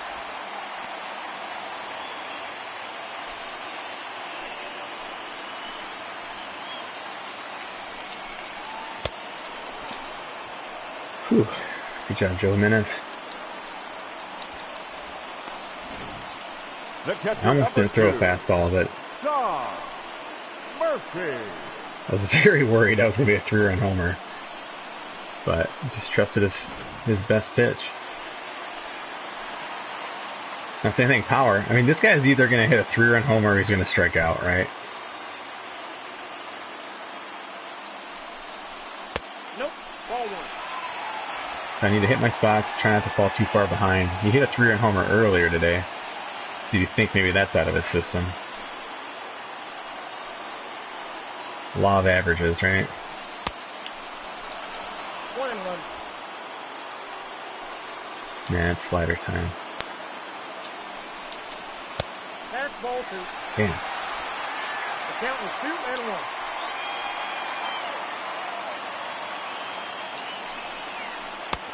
The count was 3 and 1.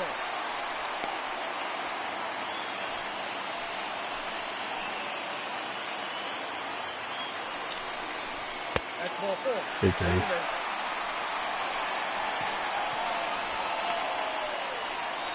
Not the worst The thing. batter, number 22.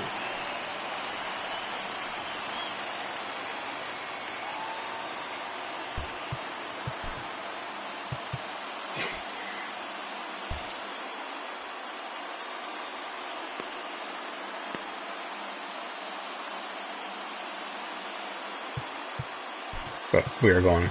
Oh, I can't go buck farmer yet. That's right. It hasn't been 3 batters. So, okay. That's going to put him in, though.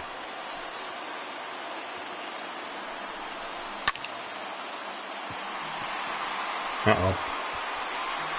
Oh, we do.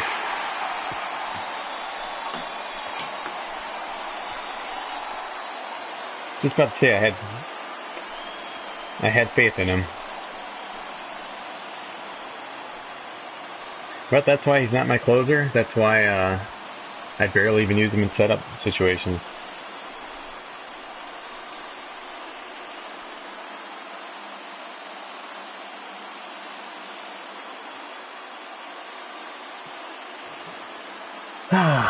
Well, that's a bummer.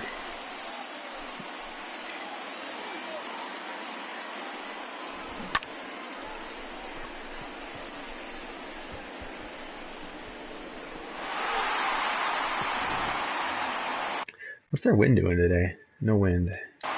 Now batting, left fielder, Carlos Gonzalez. 0 and 1.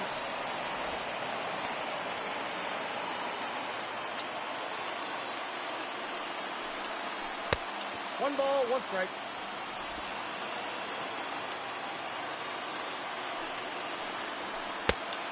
Two balls, 1 strike.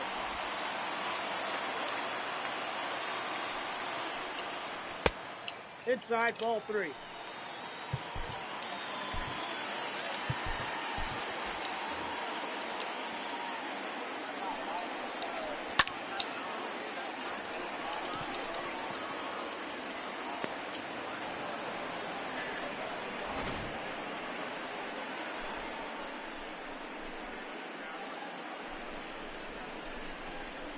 Well, these Seattle fans picked a good one to go to. Maybe it is Ichiro bobblehead night. And I'd be cool with that. Like, just give me an explanation as to why there's so many people at this game.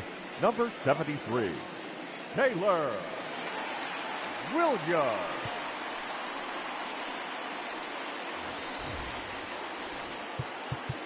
I don't think these guys get tired just pitching like that, but just in case, I would recommend sitting down. So who we got? Hey, they scored 4 in an inning. Why can't we? Taylor Williams, pretty good pitcher. Nothing crazy, pretty standard repertoire.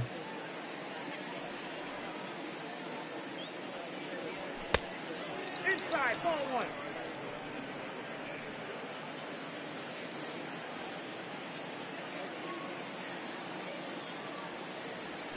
Hey!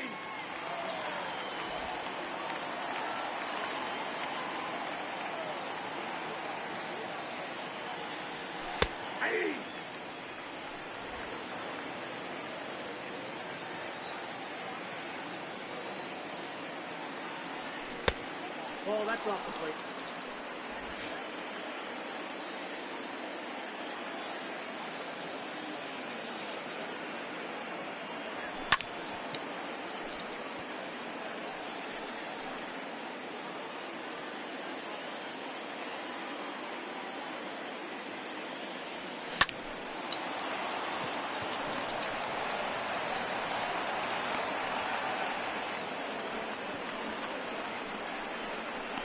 The catcher, number 34, Jake Rogers. Very nice swing by Jordy Mercer, just waiting on a breaking pitch there.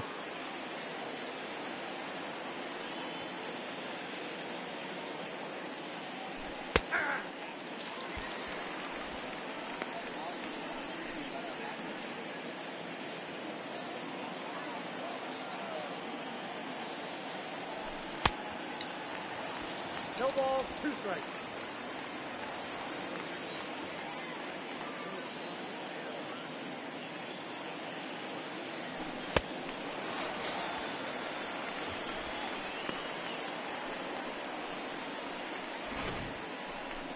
Now batting, designated hitter, Miguel Cabrera.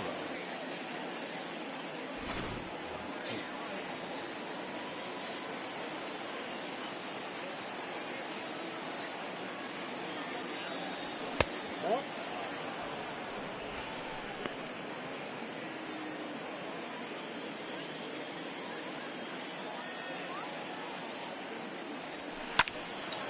Down. No sense in risking it. Would have probably made it, but again, there's absolutely no sense. Now If this is a one-run game, I would have sent him. Jonathan Jones. Your attention, please. Now the closer's coming in, pitching for the Mariners, which makes sense. number 53. Game's always done a good job of handling the closers right. Like, they do a perfect job. They pitch them in tie games, you know, when they're home, and I mean, the AI's perfect with it. It's just the setup guys, total mystery. Like, they just really missed the mark on that. It's really strange. So, pretty standard repertoire again. Looking at their closer. Let's strike guys out. He can be wild. I'll take a pitch here, unless it's just absolutely fastball grooved or something. And it was.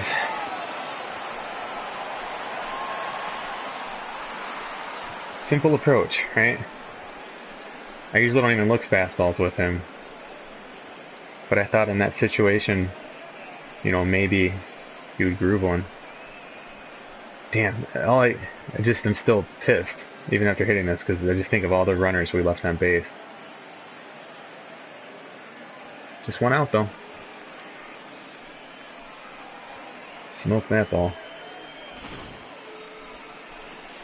But I think he also has that Road Warrior quirk, so that was a good matchup for him. Absolutely grooved the fastball. He killed that thing. CJ Cron also with the Road Warrior. And you better believe it is time to start getting some guys up.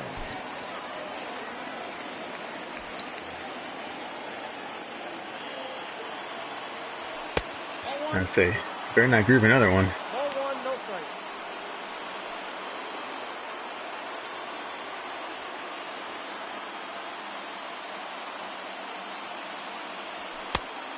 Two balls, no strike.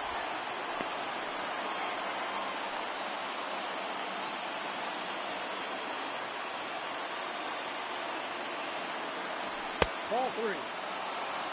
I'm green lighting him here. No strike.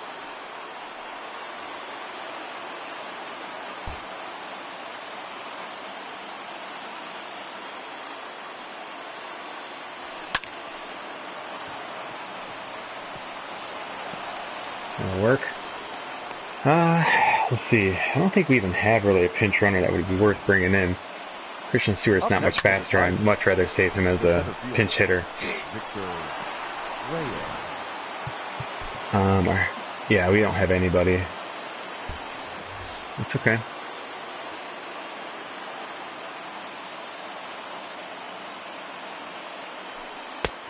Ball, that's in. Try to get some count leverage here. It's going to help these at bats. Harold Castro's on deck.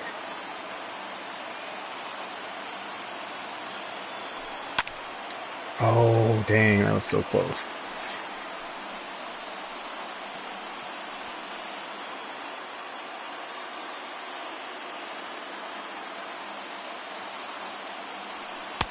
I got 2-1 to count.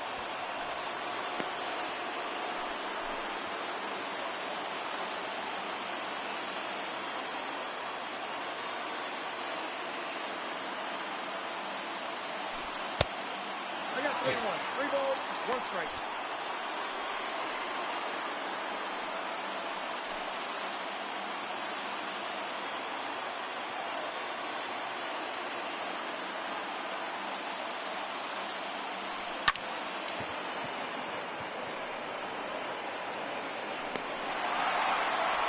That's a big out.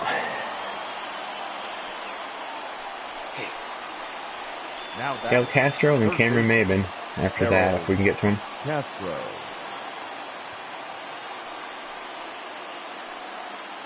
High drama here, top of the ninth.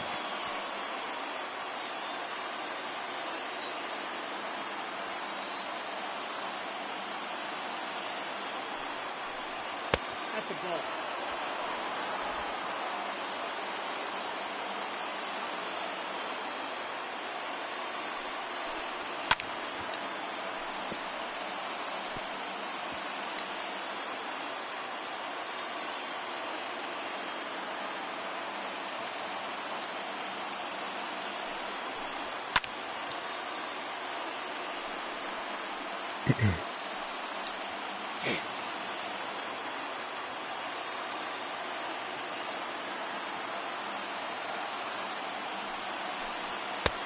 I got to count 2-2.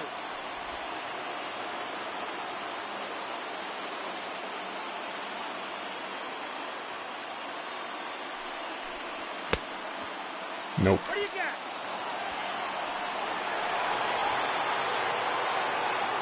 A double would probably score Cron. Oh, damn. What a way to end it. That wouldn't have got into the corner. In real life, it might have, had it gotten through. It might have had a realistic curve on it, as opposed to this game.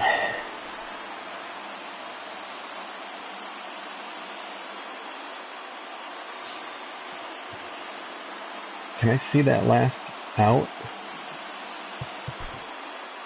Our final line score tonight. First for the victorious Seattle Mariners, 8 runs on 8 hits, 1 error. They left 2 men on base. So, I mean, it was a good catch. I'm fine with this. And in real life, certainly, a guy could have made this play. I mean, it's actually kind of over-dramatized. But with that ball, it wouldn't have gotten into the corner. It probably would have gotten over to the warning track, though, here. Somewhere in this range. With Crone running, a fast runner, maybe. Yeah, there's no way he was going to score on that, so that's how it ended.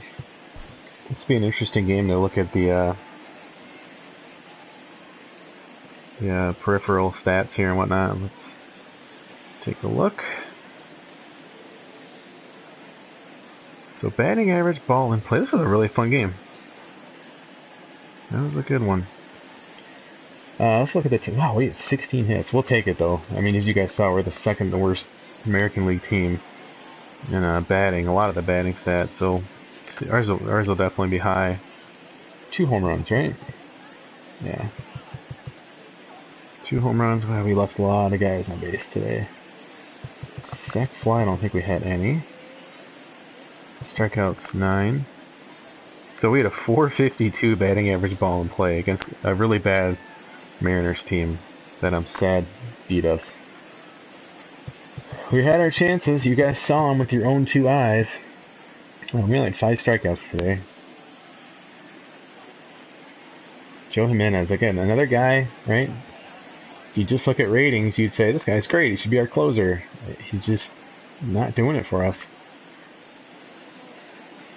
Really, really strange. But again, I keep putting him out there too because I want to believe in his ratings. I mean, it's kind of like you look at a guy, it's like you know he's got the talent, and you're just hoping he figures it out.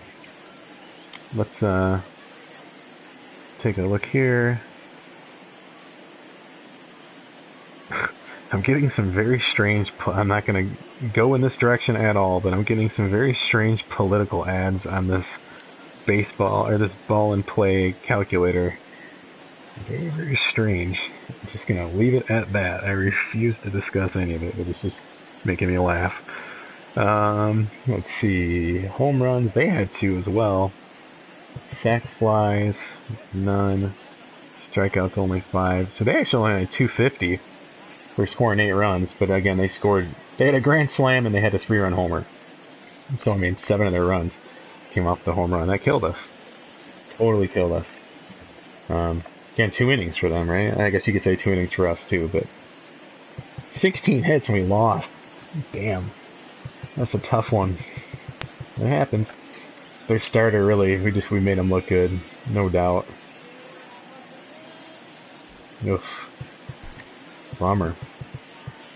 Almost back to 500. We almost did it. Looking at the strike percentages. A lot of strikes for the Tigers today.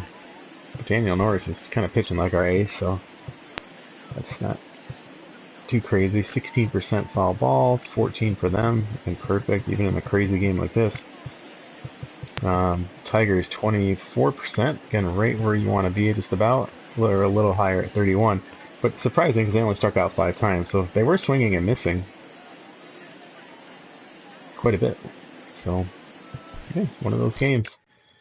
Tough loss. But they make the victories that much sweeter.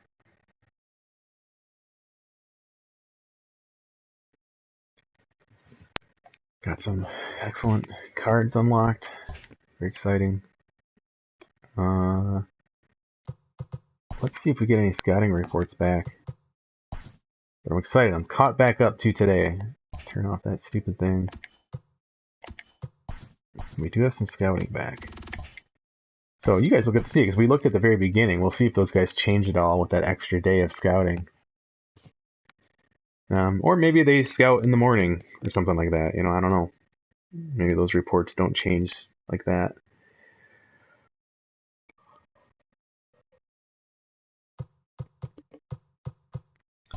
Nothing going on in the world of baseball there. We get 3 reports back. We have Curry is ready to be looked at, Gallo, and Akita. So the 3 pitchers that we had looked at. So let's see.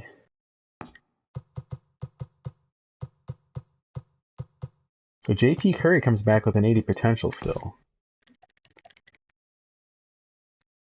That injury rating, though, otherwise I'd be like, well, this guy's pretty good.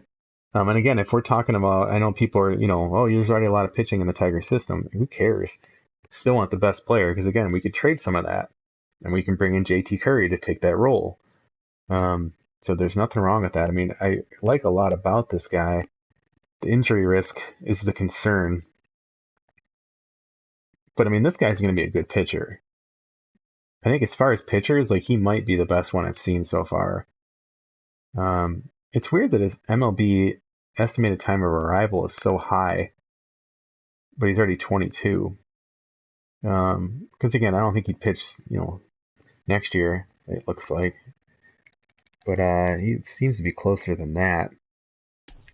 So that's a little bit interesting. So he was one of the guys. Akita was another one. He came back with 80 potential. You can see that K rating, though, still pretty low. So, like, this is the guy, I just wish he had, like, a sinker ball or something. Because, like, then he would be, I don't think I'd take him number 1 overall, but he would be a really good pitcher if he had something that would produce a lot of ground balls. But he really doesn't. There's nothing really special in his repertoire that would lead you to believe he's going to have that. He has a much better injury rating. He's got a ton of break, so I guess that's good. Maybe that slider and curveball. Again, he looks like a pretty good pitcher, but that K rating definitely worries me a little bit. I'm looking at JT Curry doesn't have a ton of break, right? He's just gonna. It looks like just kind of gas you with fastballs. Definitely more of a power pitcher profile. And then Ethan Gallo, so he came back much lower. He's a guy that's not going to be anywhere near the first round probably. So yeah, we can send out a few more. So let's. I'm really again looking for these guys who can come up and get in the mix right away. So Len McCain, let's take a look at him. Oh yeah, he looks like he could be pretty good.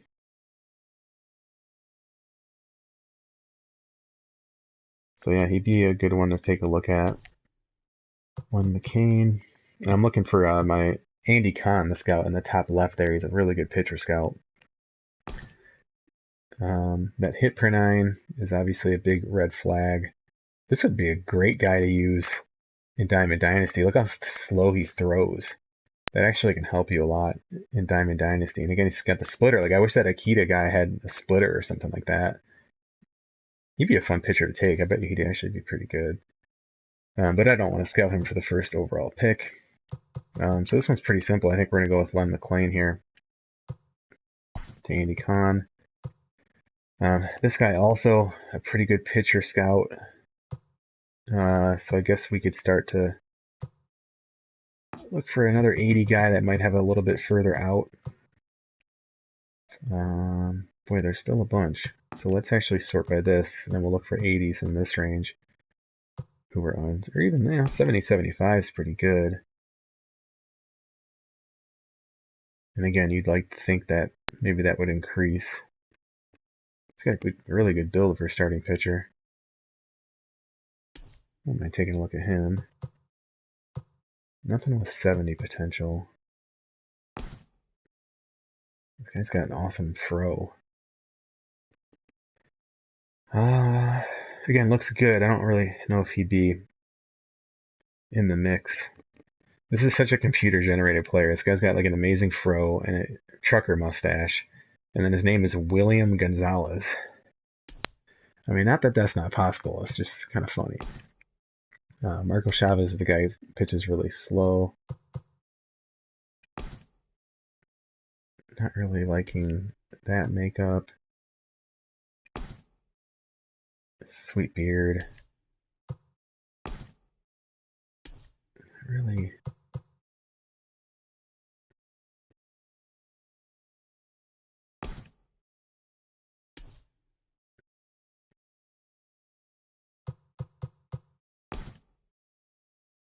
Buster Driscoll. That's a pretty sweet name. He's actually not too bad.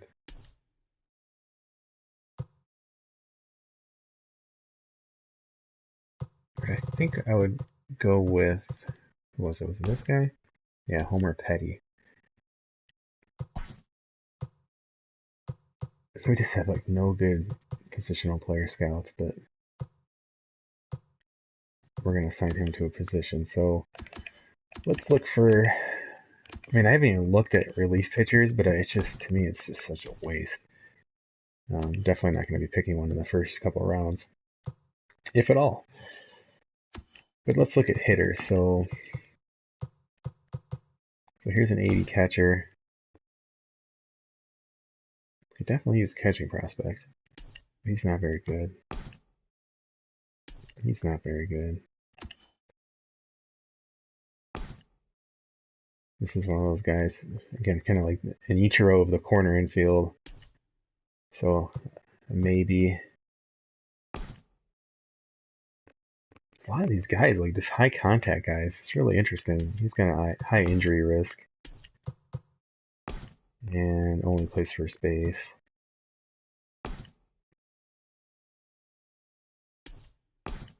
Secondary position is second base. It's interesting.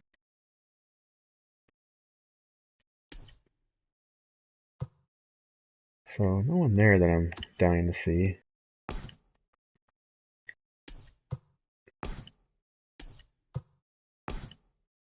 Nobody there that I'm dying to see.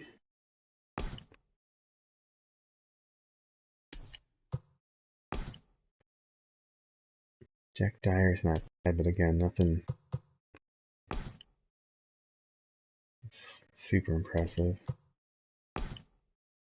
EJ Ventura's got a lot of power. He could be an interesting scout.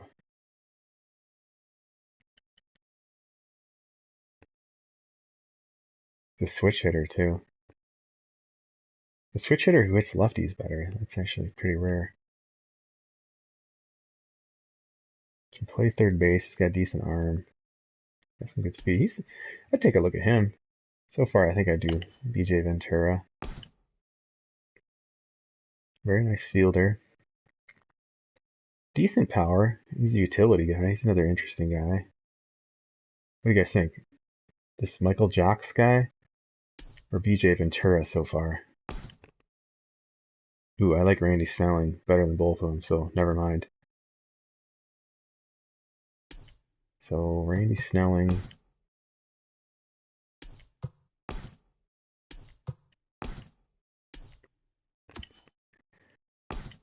And in the outfield, I'm trying to look for guys who have power. Oh yeah, Chet Blum was a guy we wanted to look at. Chet Blum and Snelling, I think, got to be our next two guys. McNeil, too.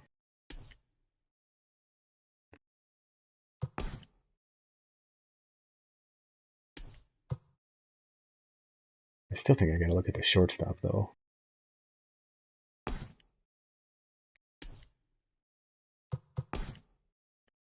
He's not bad, too. There's some good left fielders for sure. Another one. We got to get moving on these guys.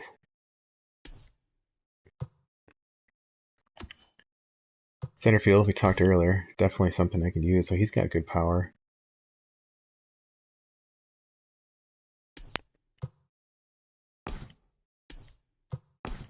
Oops, there you saw him. Jonathan Maxwell, I think we looked at in the last stream. CJ Rowan looks good too.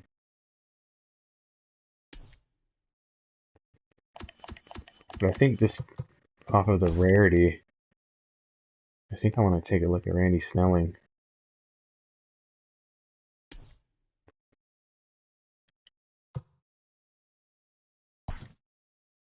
Cool. So where the Tigers sit? We're now 3 games back, 2 games below 500. And the wild card also 2 games back. So just odd, right? I mean, we're still in the mix. Like you guys said, I mean, it's a case of, do we try to add some bats later? It's just a weird team. This team's got a weird makeup because we have some rental players that really we should be selling off, but we're being more competitive than we thought. And so, to me, I always kind of default to like, well, you should go for it, right? You should try to win some games. Casey Mize, again, probably could pitch right now if we needed him to, but there's really no rush to bring him up. Matt Manning could also pitch right now. Again, there's just no reason to rush him along. Riley Green, I mentioned he's our center field prospect. Definitely not ready yet. But certainly has potential. Looks like he could definitely be a good one. That's all that's popping up here in the top 50 for the Tigers, but doesn't mean we don't have other good players, but save this up here. I will be playing another franchise game today. I'm not sure when. I would like to stream it because it's probably the last one I'll be able to stream probably until Wednesday or so. But that was a really fun one. And it looks like the Mariners are wearing the throwbacks for this next game. Just gonna check on the chat here. No, Ryan. So Ryan asked, would I consider either? I'm assuming you mean like Manning or Mize in the bullpen. Would I ever consider either of those guys, like, putting them in the pen to get their feet wet? No, that's a hard no for me because I want them to get innings at this point. I want them to develop through innings, and putting them in the bullpen is going to limit that a lot. I want them to be starting pitchers for me. And so Also, I don't trust this game. Like, would their stamina start to regress and things like that? So, and our bullpen's been pretty damn good. Like, we don't really need them in our bullpen. If anything, I would need them in the rotation. So, no, definitely no rush to bring those guys up just yet for anything other than being a starter. And even at that point, I think it would still be very, very rushed, especially because the team is still, we're being competitive. I mean, we're not in a position where I can even give away a game or two. If we really, really, really want to try and like possibly make the playoffs with this scrubby team, I can't give games away. And like, no matter how good I think Mize is going to be and Manning, I mean, inevitably they're going to probably come up and struggle a little bit. And, that's something I would probably wait until September for, truthfully, until, if this team's out of the running and something like that, then yeah, by all means, if they're ready and they've kind of learned all they can learn at that particular spot, then yeah, it's time for them to move up and, to use a school term, advance a grade, right? I mean, that's what I'll be looking to do with those guys. So, but anyway, I'm going to attend to life here for a little bit. I got some other streams I've been thinking about setting up too, and I would like to do an NFL head coach one today too, because it's Sunday, and that's the day I want to be doing those streams to get another football game. And our Raiders are 1-1 at this point, so if you missed that series, check that one out. It's really cool. Check out Ryan's series too, Prospecting for Gold. That's up on the Sim Sports Gaming YouTube.